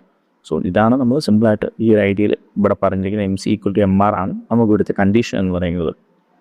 സോ നമ്മളിവിടെ പറയുന്നു, നമ്മൾ കൺക്ലൂഡ് ചെയ്യുവാണ്, equilibrium is the sweet spot. അതായത് നമ്മൾ ഇക്വിലിബ്രിയം എന്ന് നമ്മൾ ഉദ്ദേശിക്കുന്ന എവിടെയായിരിക്കും, MC ഈക്വൽ ടു MR ആയിരിക്കും. സോ ഈ ഐഡിയ ജസ്റ്റ് മനസ്സിലുണ്ടായാൽ മാത്രം നിങ്ങൾ പഠിക്കേണ്ടതെന്ന് പറയുന്നത് നമുക്ക് ഈ ഒരു ഗ്രാഫാണ്. അതായത് പെർഫെക്റ്റ് കോമ്പറ്റീഷനിലെ കണ്ടീഷൻസ് ആയിരിക്കും പറയേണ്ടത്. നമ്മൾ ഇതുകൂടി ജസ്റ്റ് ഒന്ന് നോക്കി പോവാം. സോ ഇത്രയും പഠിച്ചു കഴിഞ്ഞാൽ നമ്മൾ ഇനി നോക്കേണ്ടതാണ് ഒരു വേരിയസ് കേസസ് ഉണ്ട്. അതായത് നിങ്ങൾ നോക്കുക, നമുക്കറിയാം പ്രോഫിറ്റ് എന്ന് പറയുന്നത് ഒന്നുകിൽ ലാഭമാവാം, അല്ലെങ്കിൽ നഷ്ടമാവാം, അല്ലെങ്കിൽ പ്രത്യേകിച്ച് ഒന്നുമില്ലാത്തൊരു സിറ്റുവേഷനിൽ എത്താം. സോ ആ ഒരു ഐഡിയ ആണ് നമ്മളിവിടെ പറയാൻ പോണത്. നിങ്ങൾക്ക് ജസ്റ്റ് വേണമെന്നുണ്ടെങ്കിൽ ഓരോ സിറ്റുവേഷനായിട്ട് ചോദിക്കാം. ഇനി അതല്ലെങ്കിൽ പ്രോഫിറ്റ് സിറ്റുവേഷൻസ് എക്സ്പ്ലെയിൻ ചെയ്യുന്നുള്ള രീതിക്കും നമുക്ക് ചോദിക്കാം. പെർഫെക്റ്റ് കോമ്പറ്റീഷൻ്റെ കാര്യങ്ങളാണ് നമ്മളിപ്പോൾ പറഞ്ഞുകൊണ്ടിരിക്കുന്നത് കേട്ടോ. സോ പ്രോഫിറ്റ് സിറ്റുവേഷൻ നോക്കുകയാണെങ്കിൽ ഫസ്റ്റ് നമുക്ക് പറയാം സൂപ്പർ നോർമൽ പ്രോഫിറ്റ് എന്ന് പറയാം. സോ എന്ന് പറയാൻ അത്യാവശ്യം നല്ല പ്രോഫിറ്റ് കിട്ടുന്നുണ്ടെങ്കിൽ അതിനെ പറയുന്ന സിറ്റുവേഷനെ പറയുന്നതാണ് സൂപ്പർ നോർമൽ പ്രോഫിറ്റ് എന്ന് പറയാം. സോ ഇവിടേക്ക് വരുവാണെങ്കിൽ ആവറേജ് റവന്യൂ എന്ന് പറയുന്നത് ഗ്രേറ്റർ ദാൻ ആവറേജ് കോസ്റ്റാണ്. ഓക്കെ, എന്ന് പറയാൻ നമുക്കറിയാം റവന്യൂ എന്ന് പറയുന്നത് കോസ്റ്റിനേക്കാളും കൂടുതലാണ്. സോ അങ്ങനെ വരുവാണെന്നുണ്ടെങ്കിൽ അതിനെ പറയുന്നതായിരിക്കും നമ്മൾ സൂപ്പർ നോർമൽ പ്രോഫിറ്റ് എന്ന് പറയാം. നമുക്ക് ഒരുപാട് പൈസ നമുക്ക് ലാഭമായിട്ട് കിട്ടുന്നുണ്ട്. സോ നിങ്ങൾ ഈ ഒരു എക്സാമ്പിൾ നോക്കുക, എൻ്റെ ആവറേജ് റവന്യൂ എന്ന് പറയുന്നത് 30 രൂപയാണ്, ആവറേജ് കോസ്റ്റ് എന്ന് പറയുന്നത് 20 രൂപയാണ്. സോ എന്ന് പറഞ്ഞാൽ നമുക്ക് ഇവിടെ തന്നെ അറിയാം 30 ഗ്രേറ്റർ ദാൻ 20 ആണ് എന്ന് പറയുമ്പോൾ തന്നെ നമുക്കറിയാം ഇവിടെ പ്രോഫിറ്റ് എന്ന് പറയുന്നത് കോസ്റ്റിനേക്കാളും കൂടുതലായിരിക്കും. സോ നമുക്ക് അതിൻ്റെ ഗ്രാഫ് നോക്കുകയാണെന്നുണ്ടെങ്കിൽ ആവറേജ് റവന്യൂവിൻ്റെ അതായത് നമുക്ക് സിമ്പിളായിട്ട് പ്രൈസ് എന്ന് പറയുന്നത് നമുക്കറിയാം ഒരു ലൈനായിട്ടാണ് റെപ്രസെൻറ്റ് ചെയ്യുന്നത്. ആ ലൈൻ എന്ന് പറയുന്നത് എന്താണ്, AC കർവിനേക്കാളും എബോവ് ആയിരിക്കും, അതായത് മുകളിലായിരിക്കും. സോ സിമ്പിളായിട്ട് പ്രൈസ് എന്ന് പറയുന്നത് ആവറേജ് കോസ്റ്റിൻ്റെ ലൈനിന് മുകളിലായിരിക്കും അല്ലേ. പ്രൈസ് എന്ന് പറയുന്നത് ഇതാണ് ലൈൻ, ആവറേജ് കോസ്റ്റ് എന്ന് പറയുന്നത് ഇതിന് താഴെയാണ് നിൽക്കുന്നത്. സോ അങ്ങനെ വരുവാണെന്നുണ്ടെങ്കിൽ നമ്മൾ പറയുന്ന സിറ്റുവേഷൻ ആയിരിക്കും സൂപ്പർ നോർമൽ പ്രോഫിറ്റ് എന്ന് പറയുന്നത്. ഇനി അതേസമയം നമ്മൾ Pയുടെ പോയിന്റ് തന്നെയാണ് നമ്മുടെ ഈ ആവറേജ് കോസ്റ്റ് എന്ന് പറയുന്നത് ഇൻ്റർസെക്റ്റ് ചെയ്യുന്നതെന്ന് വിചാരിക്കുക. സോ ഇതാണ് നമ്മുടെ P, അതേപോലെ തന്നെ ഇതാണ് നമ്മുടെ ആവറേജ് കോസ്റ്റ് എന്ന് പറയുന്നത് അല്ലേ. സോ അങ്ങനെയാണെന്നുണ്ടെങ്കിൽ നമ്മൾ പറയുന്നതാണ് നോർമൽ പ്രോഫിറ്റ് എന്ന് പറഞ്ഞാൽ ഇത് ഇവിടെ ഈക്വലാണ് അല്ലേ. ഈ ഒരു പോയിന്റിൽ നമ്മൾ പറയുന്നത് നമ്മൾ സിമ്പിളായിട്ട് നമുക്ക് പ്രോഫിറ്റും ഇല്ല എന്നല്ല നഷ്ടവും ഇല്ല, അതായത് ലാഭവും ഇല്ല നഷ്ടവും ഇല്ലാത്തൊരു സിറ്റുവേഷനാണ്. മുടക്കിയ മുതൽ നമുക്ക് ഏറെക്കുറെ തിരിച്ച് കിട്ടുന്നുണ്ടെന്നുണ്ടെങ്കിൽ നമ്മളവിടെ പറയുന്നതാണ് നോർമൽ പ്രോഫിറ്റ് എന്ന് പറയുന്നത്. നമ്മൾ ആ സിറ്റുവേഷൻ പറഞ്ഞില്ല, ഞാൻ ജസ്റ്റ് ഗ്രാഫ് ജസ്റ്റ് ഒന്ന് എക്സ്പ്ലെയിൻ ചെയ്ത് പോകുന്നതേ ഉള്ളൂ. ഇനി അതേപോലെ തന്നെ നമ്മുടെ ആവറേജ് കോസ്റ്റ് എന്ന് പറയുന്നത് നമ്മുടെ പ്രൈസിനേക്കാളും ഒരുപാട് മുകളിലാണെന്ന് വിചാരിക്കുക. സോ അങ്ങനെയാണെന്നുണ്ടെങ്കിൽ നമ്മൾ പറയുന്നതായിരിക്കും ലോസ് എന്ന് പറയും. സോ നമുക്ക് രണ്ടാമത്തെ കേസ് നോക്കാം. നോർമൽ പ്രോഫിറ്റിൻ്റെ കേസാണ് നമ്മൾ പറയുന്നത് AR ഈക്വൽ ടു AC ആണ് എന്ന് പറഞ്ഞാൽ നമുക്ക് റവന്യൂ എന്ന് പറയുന്നതും കോസ്റ്റ് എന്ന് പറയുന്നതും ഈക്വൽ ആണ്. സോ അങ്ങനെ വരുമ്പോൾ എന്തായിരിക്കും നമ്മൾ പറയുന്നത്, ഫേം എന്ന് പറയുന്നത് നമ്മുടെ ചിലവുകളെല്ലാം തന്നെ കവർ ചെയ്യുന്നുണ്ട്, പക്ഷെ നമുക്ക് അവിടെ ഒരു ലാഭവും ഇല്ല ഒരു നഷ്ടവും ഇല്ല അല്ലേ. സോ അതുകൊണ്ട് തന്നെ AR ലൈൻ എന്ന് പറയുന്നത് AC കർവിനെ ടച്ച് ചെയ്യുകയാണ് ചെയ്യുന്നത്. സോ നമ്മൾ അവിടെ ജസ്റ്റ് പറഞ്ഞ കാര്യങ്ങളാണ്. AC കർവ് എന്ന് പറയുന്നത് നമുക്ക് പോയിട്ട് AR ലൈനിനോട് ടച്ച് ചെയ്യുവാണ് ചെയ്യുന്നത്. സോ അങ്ങനെ വരുന്നതാണ് നോർമൽ പ്രോഫിറ്റിൻ്റെ സിറ്റുവേഷൻ. അതേസമയം നമുക്ക് താഴെയാണ് വരുന്നതെന്ന് പറഞ്ഞാൽ നമ്മളവിടെ പറയുന്നത് സൂപ്പർ നോർമൽ പ്രോഫിറ്റ് ആണ്. അതുപോലെ മിഡിലാണെങ്കിൽ നമ്മൾ പറയുന്നതാണ് ലോസ് ആണ്. സോ ലോസിൻ്റെ കേസ് വരുവാണെങ്കിൽ നമുക്കറിയാം AR എന്ന് പറയുന്നത് AC-നേക്കാളും ലെസ് ആണ്. നമുക്ക് വരുന്ന ചിലവിനേക്കാളും പൈസ കുറച്ചാണ് നമ്മൾ സാധനം വയ്ക്കുന്നത്. സോ അങ്ങനെ വരുമ്പോൾ സ്വാഭാവികമായിട്ട് നഷ്ടത്തിലേക്ക് പോകും. ഈ ലിസ്റ്റ് എക്സാമ്പിൾസ് കൂടെ കൊടുത്തിട്ടുണ്ട്, നിങ്ങൾ ജസ്റ്റ് നോക്കുക. ഇനി നമുക്ക് പറയാനുള്ള അടുത്ത ടോപ്പിക്കാണ് മോണോപോളി എന്ന് പറയുന്നത്. So monopoly is a market structure where single seller control the entire supply of the product. Okay, അതായത് ഒരാൾക്ക് മാത്രമേ ഈ പ്രൊഡക്റ്റ് ഉണ്ടാക്കാൻ അറിയൂ, അല്ലെങ്കിൽ ഒരാൾ മാത്രമേ ഈ പ്രൊഡക്റ്റ് സെല്ല് ചെയ്യുന്നുള്ളൂ. സോ അങ്ങനെ വരുമ്പോൾ ആ സെല്ല് ചെയ്യുന്ന ആളെ പറയുന്നതാണ് മോണോപോളി എന്ന് പറയുന്നത്. സോ ഇതിൻ്റെ പേരിൽ തന്നെ ഉണ്ട്, മോണോ എന്ന് പറഞ്ഞാൽ ഒരാളാണ്, പോളി എന്ന് പറഞ്ഞാൽ സെല്ലർ എന്നാണ് പറയുന്നത്. സോ നിങ്ങൾക്ക് നോക്കിക്കഴിഞ്ഞാൽ മനസ്സിലാവും, ഇവിടെ നമുക്ക് നോ ക്ലോത്ത് സബ്സ്റ്റിറ്റ്യൂഷൻ എന്ന് പറയാൻ നമുക്കറിയാം ഇതിന് പകരം വയ്ക്കാൻ വേറെ സാധനങ്ങളൊന്നും ഉണ്ടാവില്ല. സോ നമുക്ക് അവിടേക്ക് വരുമ്പോൾ നമുക്കറിയാം സെല്ലറിന് എന്ത് തീരുമാനിക്കും. സോ സെല്ലർ പറയുവാണ് എനിക്ക് 100 രൂപയാണ് ഈ ഒരു സാധനത്തിന് വേണ്ടത്, അല്ലെങ്കിൽ 1000 രൂപയാണെന്ന് വേണ്ടതെന്ന് പറഞ്ഞാലും നമുക്കവിടെ വേറെ ഓപ്ഷൻസ് ഇല്ല.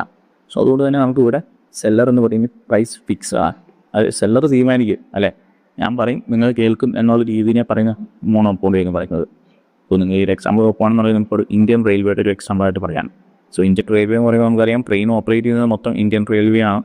സോ അവിടേക്ക് വന്നു കഴിയുമ്പോൾ നമുക്ക് ഒരു ടിക്കറ്റ് എടുക്കണമെന്നുണ്ടെങ്കിൽ നമ്മൾ അയാൾ പറയുന്ന അല്ലെങ്കിൽ അവർ പറയുന്ന പൈസ നമുക്ക് കൊടുക്കേണ്ടി വരും എന്താണെന്നുണ്ടെങ്കിൽ. സോ നമുക്ക് ഇതിൻ്റെ വേരിയസ് ഫോംസ് നോക്കാം, അല്ലെങ്കിൽ വേരിയസ് ടൈപ്സ് നമുക്ക് നോക്കാം. സോ നമുക്ക് ആദ്യം പറഞ്ഞാൽ നാച്ചുറൽ മോണോപോളി. സോ ഇവിടേക്ക് വരുമ്പോൾ നമുക്കറിയാം അറൈസസ് ബിറ്റ്വീൻ നാച്ചുറൽ അല്ലെങ്കിൽ ടെക്നിക്കൽ അഡ്വാൻറ്റേജ് ആണ്. സോ നമുക്ക് നോക്കിക്കഴിഞ്ഞാൽ നമുക്കറിയാം കേരളത്തിൽ കറണ്ട് കൊടുക്കുന്ന ഒരു ഭൂരിഭാഗവും KSEB ആണ്. അതേപോലെ തന്നെ വാട്ടർ സപ്ലൈ ഉണ്ടാവും, മെട്രോ റെയിൽ ഉണ്ടാവും. സോ ഇതുപോലത്തെ കാര്യങ്ങളിൽ ഭൂരിഭാഗം നോക്കുന്നത് എന്താണ്, നാച്ചുറൽ ആയിട്ടുള്ള കാര്യങ്ങൾ കൊണ്ട്, ഇത് ടെക്നിക്കൽ അഡ്വാൻറ്റേജസ് കൊണ്ട് തന്നെ നമ്മളൊരു മോണോപോളി ആയിട്ട് മാറിയതിനെ പറയുന്നതാണ് നാച്ചുറൽ മോണോപോളി. അതുപോലെ ലീഗൽ മോണോപോളി ഉണ്ടാവും. സോ നമുക്കറിയാം അവിടേക്ക് വരുമ്പോൾ നമുക്ക് ലോസ് ഉണ്ടാവും, അല്ലെങ്കിൽ ലൈസൻസ് ഉണ്ടാവും, അല്ലെങ്കിൽ ഗവൺമെൻറ്റിൻ്റെ കാര്യങ്ങൾ കൊണ്ട് ഇയാളാണ് ഇപ്പോൾ കറണ്ട് കാര്യങ്ങളെല്ലാം നിയന്ത്രിക്കുന്നത് എന്നുള്ള ഈ ഒരു വരുവാണെന്നുണ്ടെങ്കിൽ അവിടെ പറയുന്നതാണ് ലീഗൽ മോണോപോളി എന്ന് പറയുന്നത്. സോ നമുക്ക് അതിൻ്റെ ഒരു എക്സാമ്പിളായിട്ട് ഇന്ത്യൻ റെയിൽവേ പറയാം, അതേപോലെ തന്നെ LIC പറയാം, അതേപോലെ ഗവൺമെൻറ് ലോട്ടറി, ഇതുപോലത്തെ കാര്യങ്ങളൊക്കെ പറയാം. പിന്നെ അതുപോലെ ഫാക്ടർ മോണോപോളി എന്ന് പറയാൻ എന്തായിരിക്കും, ഇവിടേക്ക് വരുമ്പോൾ നമുക്ക് ഒരു ഫേമാണ് അല്ലെങ്കിൽ ഒരു ഫേം കൺട്രോൾ ചെയ്യുവാണ് എന്ത്, ഇതിൻ്റെ ഒരു എസെൻഷ്യൽ ആയിട്ടുള്ളൊരു പാർട്ട്. അല്ലെങ്കിൽ ഈ പരിപാടി നമ്മൾ ജസ്റ്റ് ഒരു സിമ്പിളായിട്ടൊരു സാധനം ഉണ്ടാക്കണമെന്നുണ്ടെങ്കിൽ അതിൻ്റെ മെയിൻ കാര്യങ്ങളെല്ലാം നോക്കുന്നത് ഒരാളാണെന്നുണ്ടെങ്കിൽ അയാൾ പറയും, അല്ലെങ്കിൽ ആ ഫാക്ടർ ആയിരിക്കും തീരുമാനിക്കുന്നത് എന്ത് ചെയ്യണം അല്ലെങ്കിൽ എങ്ങനെ ചെയ്യണം എന്നുള്ളത്. സോ അങ്ങനെ വരുന്നതിനാണ് ഫാക്ടർ മോണോപോളി എന്ന് പറയുന്നത്. സോ നമുക്ക് എക്സാമ്പിളായിട്ട് നോക്കുകയാണെന്നുണ്ടെങ്കിൽ DBS എന്ന് പറഞ്ഞൊരു ഡയമണ്ട് കൺട്രോളിങ് ഗ്രൂപ്പുണ്ട്. ഓക്കെ, സോ അതുകൊണ്ട് തന്നെ ഡയമണ്ട് റിലേറ്റഡ് ആയിട്ടുള്ള ഇഷ്യൂസ് വരുമ്പോൾ അല്ലെങ്കിൽ കാര്യങ്ങൾ വരുമ്പോൾ ഇവരെ ഈ ഒരു ഗ്രൂപ്പായിരിക്കും അതിൻ്റെ കാര്യങ്ങൾ നോക്കുന്നത്. ഇനി അതേപോലെ ഇന്നോവേഷൻ അല്ലെങ്കിൽ പേറ്റൻറ്റ് മോണോപോളി എന്ന് പറയാറുണ്ട്. നമുക്ക് നോക്കിക്കഴിഞ്ഞാൽ നമ്മളറിയാം, നമുക്ക് തമിഴ്നാട്ടിലേക്കൊക്കെ ചെന്ന് കഴിഞ്ഞാൽ നമ്മളവിടെ ഫോട്ടോ കോപ്പി എടുക്കുന്നതിന് സെറോക്സ് ആണ് പറയുന്നത്. സോ അതിൻ്റെ അർത്ഥം എന്താണ്, അവർ പറയുന്നത് ബേസിക്കലി ഫോട്ടോ കോപ്പി എടുക്കുന്നതാണ്. പക്ഷേ സെറോക്സ് എന്ന് പറഞ്ഞാൽ ഒരു ബ്രാൻഡാണ് അല്ലേ, നമ്മൾ അവിടെ കൺസിഡർ ചെയ്യുന്നൊരു മൊണോപ്പൊളിയാണ് സെറോക്സ് എന്ന് പറയുന്നത്. ഇതേപോലെ തന്നെ ആയിരിക്കും നമ്മുടെ വിൻഡോസ്. സോ ഇതുപോലത്തെ കാര്യങ്ങളെല്ലാം നമ്മൾ പറയുന്നതായിരിക്കും ഇന്നോവേഷൻ അല്ലെങ്കിൽ പേറ്റൻറ്റ് മോണോപ്പൊളി എന്ന് പറയുന്നത്. ഈ രണ്ടാമത്തെ കേസിലേക്ക് വരുമ്പോൾ സ്റ്റേറ്റ് മോണോപ്പൊളി എന്ന് പറയും. സോ സ്റ്റേറ്റ് മോണോപ്പൊളി എന്ന് പറയുന്നത് നമുക്കറിയാം സ്റ്റേറ്റ് ഗവൺമെൻറ് അല്ലെങ്കിൽ സ്റ്റേറ്റിൻ്റെ അല്ലെങ്കിൽ ഇതുപോലുള്ള ഓർഗനൈസേഷൻസ് ആയിരിക്കും ഇത് കാര്യങ്ങൾ തീരുമാനിക്കുന്നത്. നമുക്ക് ഫോർ എക്സാമ്പിൾ നമുക്ക് പറയുകയാണെന്നുണ്ടെങ്കിൽ നമുക്ക് അറിയാം ഇന്ത്യയിൽ നമുക്ക് ISRO അല്ലെങ്കിൽ ISRO എന്ന് പറയുന്നതായിരിക്കും നമ്മൾ സ്പേസ് റിലേറ്റഡ് ആയിട്ടുള്ള കാര്യങ്ങളെല്ലാം മാനേജ് ചെയ്യുന്നത്. അതുപോലെ തന്നെ RBI ആണ് നമ്മുടെ കറൻസി പ്രിൻറ്റ് ചെയ്യുന്നതും സ്പ്രെഡ് ചെയ്യുന്നതും. പിന്നെ അതുപോലെ പ്രൈവറ്റ് മോണോപ്പൊളി എന്ന് പറഞ്ഞാൽ എന്താണ്, നമുക്കറിയാം ഒരു യൂട്യൂബ് അല്ലെങ്കിൽ നമ്മളൊരു മെയിൽ അയക്കാം അല്ലെങ്കിൽ ഇതുപോലത്തെ കാര്യങ്ങൾ വരുമ്പോൾ നമുക്ക് ഫസ്റ്റ് ഡിപ്പെൻഡ് ചെയ്യുന്ന എന്താണ്, നമുക്കറിയാം ഗൂഗിളാണ് അല്ലേ. ഇവൻ നിങ്ങൾ ഈ ക്ലാസ് കാണുന്നത് തന്നെ എന്താണ്, യൂട്യൂബിലാണ്. സോ നമുക്കറിയാം അതുകൊണ്ട് തന്നെ ഇവിടെ കൺട്രോൾ ചെയ്യുന്ന എന്താണ്, ഒരു പ്രൈവറ്റ് ഫേമാണ്, ഒരു സിംഗിളായിട്ടുള്ള ഒരു പ്രൈവറ്റ് ഫേമാണ്. നമുക്ക് എക്സാമ്പിളായിട്ട് ഗൂഗിളിൽ എടുക്കാം. സോ നിങ്ങൾ ജസ്റ്റ് ഒന്ന് ഓർത്ത് നോക്കാൻ വേണ്ടി NLFISP എന്ന് നമ്മൾ കൊടുത്തിട്ടുണ്ട്. സോ നല്ല പിസ് പൊട്ടിച്ചു അല്ലെങ്കിൽ നാളെ പിസ് പൊട്ടിച്ചു ഇങ്ങനെയൊക്കെ വേണമെങ്കിൽ ഓർത്ത് നോക്കാവുന്നതാണ്. ജസ്റ്റ് നിങ്ങൾ തന്നെ ജസ്റ്റ് ഫസ്റ്റ് ലെറ്റേഴ്സ് വെച്ചിട്ട് എന്തെങ്കിലും ഒരു ഐഡിയ ഉണ്ടാക്കി വെക്കുക. ഞാൻ ജസ്റ്റ് പറഞ്ഞു പോയേ ഉള്ളൂ. നമുക്ക് ഇതിൻ്റെ ഒരു ഫീച്ചേഴ്സ് പറയുകയാണെന്നുണ്ടെങ്കിൽ നമുക്കറിയാം ഇവിടെ ഒരു സിംഗിൾ സെല്ലർ ആയിരിക്കും, അതേപോലെ ക്ലോസ് സബ്സ്റ്റിറ്റ്യൂട്ട്സ് ഉണ്ടാവില്ല, അതേപോലെ തന്നെ ഇവിടെ പ്രൈസ് മേക്കർ എന്നാണ് പറയുന്നത്. നമ്മളവിടെ പെർഫെക്റ്റ് കോമ്പറ്റീഷൻ നമ്മൾ എന്താണ് പറയുന്നത്, പ്രൈസ് ടേക്കർ എന്നാണ് പറയുന്നത്. ഇവിടേക്ക് വരുമ്പോൾ നമ്മൾ പ്രൈസ് മേക്കറാണ് അല്ലേ. ഇനി അതേപോലെ തന്നെ നമുക്ക് ഇവിടേക്ക് എൻ്റർ ചെയ്യാൻ നമുക്ക് കുറച്ച് പാടുണ്ടല്ലേ. അത് നമുക്കറിയാം ഇവിടേക്ക് നമുക്ക് എൻ്റർ ചെയ്യണമെന്ന് ഒരുപാട് ക്യാപിറ്റൽ വേണം. അല്ലെങ്കിൽ ഇപ്പോൾ നമ്മളൊരു ഇന്ത്യൻ റെയിൽവേ പോലെ നമുക്കൊരു റെയിൽവേ തുടങ്ങാൻ പറ്റുമോ, ഇല്ല.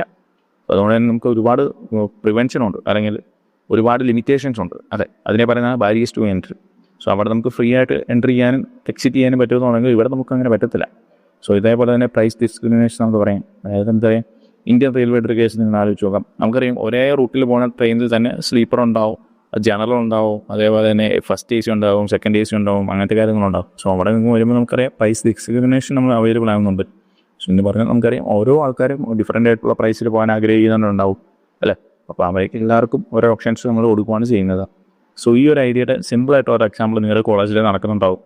അതായത് നിങ്ങളൊന്ന് ആലോചിച്ച് നോക്കാം, നമുക്ക് കോളേജിൽ ക്യാൻറ്റീൻ ഉണ്ടാവും അല്ലേ, കോളേജിൽ അല്ലെങ്കിൽ ചെറിയ എന്തെങ്കിലും കഫേ പോലത്തെ കാര്യങ്ങളുണ്ടാവും. സോ നമുക്ക് ഇവിടേക്ക് വന്നുമ്പോൾ നമുക്ക് നിങ്ങളൊന്ന് ആലോചിച്ച് നോക്കാം, നമുക്കിവിടെ ഒരു ചായക്ക് നോർമൽ കേസിൽ പുറത്ത് പോയി ചായ കുടിക്കുന്നതിൽ ഒരു 10 രൂപ 12 രൂപയാണെന്ന് വിചാരിക്കാം. സോ നമ്മുടെ കോളേജിൻ്റെ അകത്തെ ക്യാൻറ്റീൻ ഒരു 20 രൂപ 25 രൂപയാണെന്ന് വിചാരിക്കുക, അല്ലെങ്കിൽ എന്തെങ്കിലും ജസ്റ്റ് ഒരു സ്നാക്സിൻ്റെ കാര്യങ്ങൾ ആലോചിച്ച് നോക്കുക. സോ അവിടേക്ക് വരുമ്പോൾ നമുക്ക് അറിയാം പുറത്ത് ഇത്രയും വിലയേ ഉള്ളൂ, പക്ഷെ നമുക്ക് കോളേജിൻ്റെ അകത്ത് സിറ്റുവേഷനാണ്. സോ നമുക്ക് അവിടെ വേറെ ഓപ്ഷൻസ് ഇല്ല. അതുകൊണ്ട് തന്നെ നമ്മൾ സാഹചര്യങ്ങൾ കൊണ്ട് അയാൾ പറയുവാണ് ഒരു 50 രൂപയാണ് ഈ ഒരു കടിക്ക്, അല്ല ഈ ഒരു ബ്രെഡ് പോക്കറ്റിന് എനിക്കൊരു 35 രൂപയാണെന്ന് പറഞ്ഞു കഴിഞ്ഞാൽ എനിക്ക് അവിടെ വേറെ ഓപ്ഷൻസ് ഇല്ല അല്ലേ. ഞാൻ കരി വിശന്നിരിക്കുവാണ്, അല്ലെങ്കിൽ എനിക്ക് പുറത്ത് പോയി താഴെ പോയി എനിക്ക് താഴെ പോയിട്ട് വരാൻ ഉള്ള ഒരു സാഹചര്യമില്ല അല്ലേ. സോ അങ്ങനത്തെ ഒരു സിറ്റുവേഷനിൽ നമ്മൾ പറയുന്നതാണ് ഇവരുടെ മോണോപ്പൊളിയാണ് അല്ലേ. സോ നിങ്ങൾ ആ മോണോപ്പൊളി എന്ന് പറഞ്ഞൊരു കൺസെപ്റ്റ് മനസ്സിലാകാൻ വേണ്ടി ഞാൻ ജസ്റ്റ് ഒരു എക്സാമ്പിൾ പറഞ്ഞു തന്നേ ഉള്ളൂ. സോ ഇനി നമുക്ക് നോക്കാനുള്ളത് വേരിയസ് കേസസ് ആണ്. ഇക്വിലിബ്രിയം പറഞ്ഞ് അതിൻ്റെ വേരിയസ് കേസസ് ആണ് നോക്കാനുള്ളത്. സോ അവിടേക്ക് പോകുമ്പോൾ നമുക്ക് ഓർത്ത് വെക്കേണ്ട ജസ്റ്റ് 2 കേർവ്സ് ഉണ്ട്. അത് ഇങ്ങനെയാണ്, അതെന്തുകൊണ്ടാണ് അത് ഡൗൺവേർഡ് ആയിട്ട് സ്ലോപ്പ് ചെയ്ത് കിടക്കുന്നതെന്നുള്ളൊരു ക്വസ്റ്റ്യൻ നിങ്ങൾക്ക് ചിലപ്പം വരാം. സോ അതുകൊണ്ടാണ് നമ്മളിവിടെ പറയുന്നത്. സോ നമ്മൾ നോക്കിക്കഴിഞ്ഞാൽ നമുക്കറിയാം മോണോപോളിസ് കൂടുതൽ സെയിൽസ് നടക്കുമ്പോൾ എന്തായിരിക്കും ചെയ്യേണ്ടത്? പൈസ കുറയ്ക്കണം അല്ലേ. കാര്യം നിങ്ങൾ ആലോചിച്ച് കോളേജ് ക്യാൻറ്റീനിൽ ഒരു 20 രൂപയ്ക്കാണ് ഒരു കടി കൊടുക്കുന്നതെന്ന് വിചാരിക്കാം. സോ നമുക്ക് പ്രൈസ് കുറച്ച് ഒരു 20 രൂപയിൽ നിന്ന് ഒരു 15 രൂപ അല്ലെങ്കിൽ ഒരു 18 രൂപയിലേക്ക് എത്തിക്കഴിഞ്ഞാൽ നമുക്ക് നേരത്തെ ഉണ്ടായിരുന്നതിനേക്കാളും കുറച്ചുകൂടി സെയിൽസ് കൂടും അല്ലേ.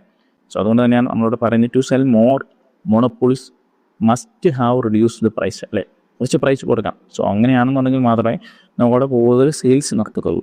അപ്പോൾ അതുകൊണ്ട് തന്നെയാണ് നമ്മളുടെ ഡിമാൻഡ് ക്യാപ്പ്, അതായത് AR കർവ് എന്ന് പറയുന്നത് താഴേക്ക് വന്നേക്കുന്നത്. സോ നിങ്ങൾക്ക് ഈ ഒരു കാര്യം നമുക്ക് മനസ്സിലായിട്ടുണ്ടെന്ന് കാര്യം റവന്യൂ എന്ന് പറയുന്നത് ഏറ്റവും കൂടുതലായിരുന്നു. സോ അപ്പം ഔട്ട്പുട്ട് എന്ന് പറയുന്നത് ഏറ്റവും കുറവായിരുന്നു അല്ലേ. റവന്യൂ ഏറ്റവും കൂടുതലാക്കി വെച്ചപ്പോൾ എൻ്റെ ഔട്ട്പുട്ട് എന്ന് പറഞ്ഞാൽ വളരെ കുറവായിരുന്നു. സോ ഞാൻ കുറച്ച് പ്രൈസ് ഒന്ന് കുറച്ചു. സോ പ്രൈസ് ഞാൻ ഈ ഒരു പോയിന്റിലേക്ക് എത്തിക്കഴിഞ്ഞപ്പോൾ എനിക്ക് ഔട്ട്പുട്ട് കുറച്ചുകൂടി കൂടി അല്ലേ. അതായത് ഇവിടെ നമുക്ക് 0 ആയിരുന്നു, ഇവിടേക്ക് വരുമ്പോൾ ജസ്റ്റ് 20 ആണെന്ന് വിചാരിക്കുക. സോ അങ്ങനെയാണെന്നുണ്ടെങ്കിൽ ഞാൻ പ്രൈസ് കുറയ്ക്കുന്നതിനനുസരിച്ച് എനിക്ക് എൻ്റെ സെയിൽസ് എന്ന് പറയുന്നത് അല്ലെങ്കിൽ അതിൻ്റെ ആവറേജ് റവന്യൂ എന്ന് പറയുന്നത് കൂടുന്നുണ്ട്.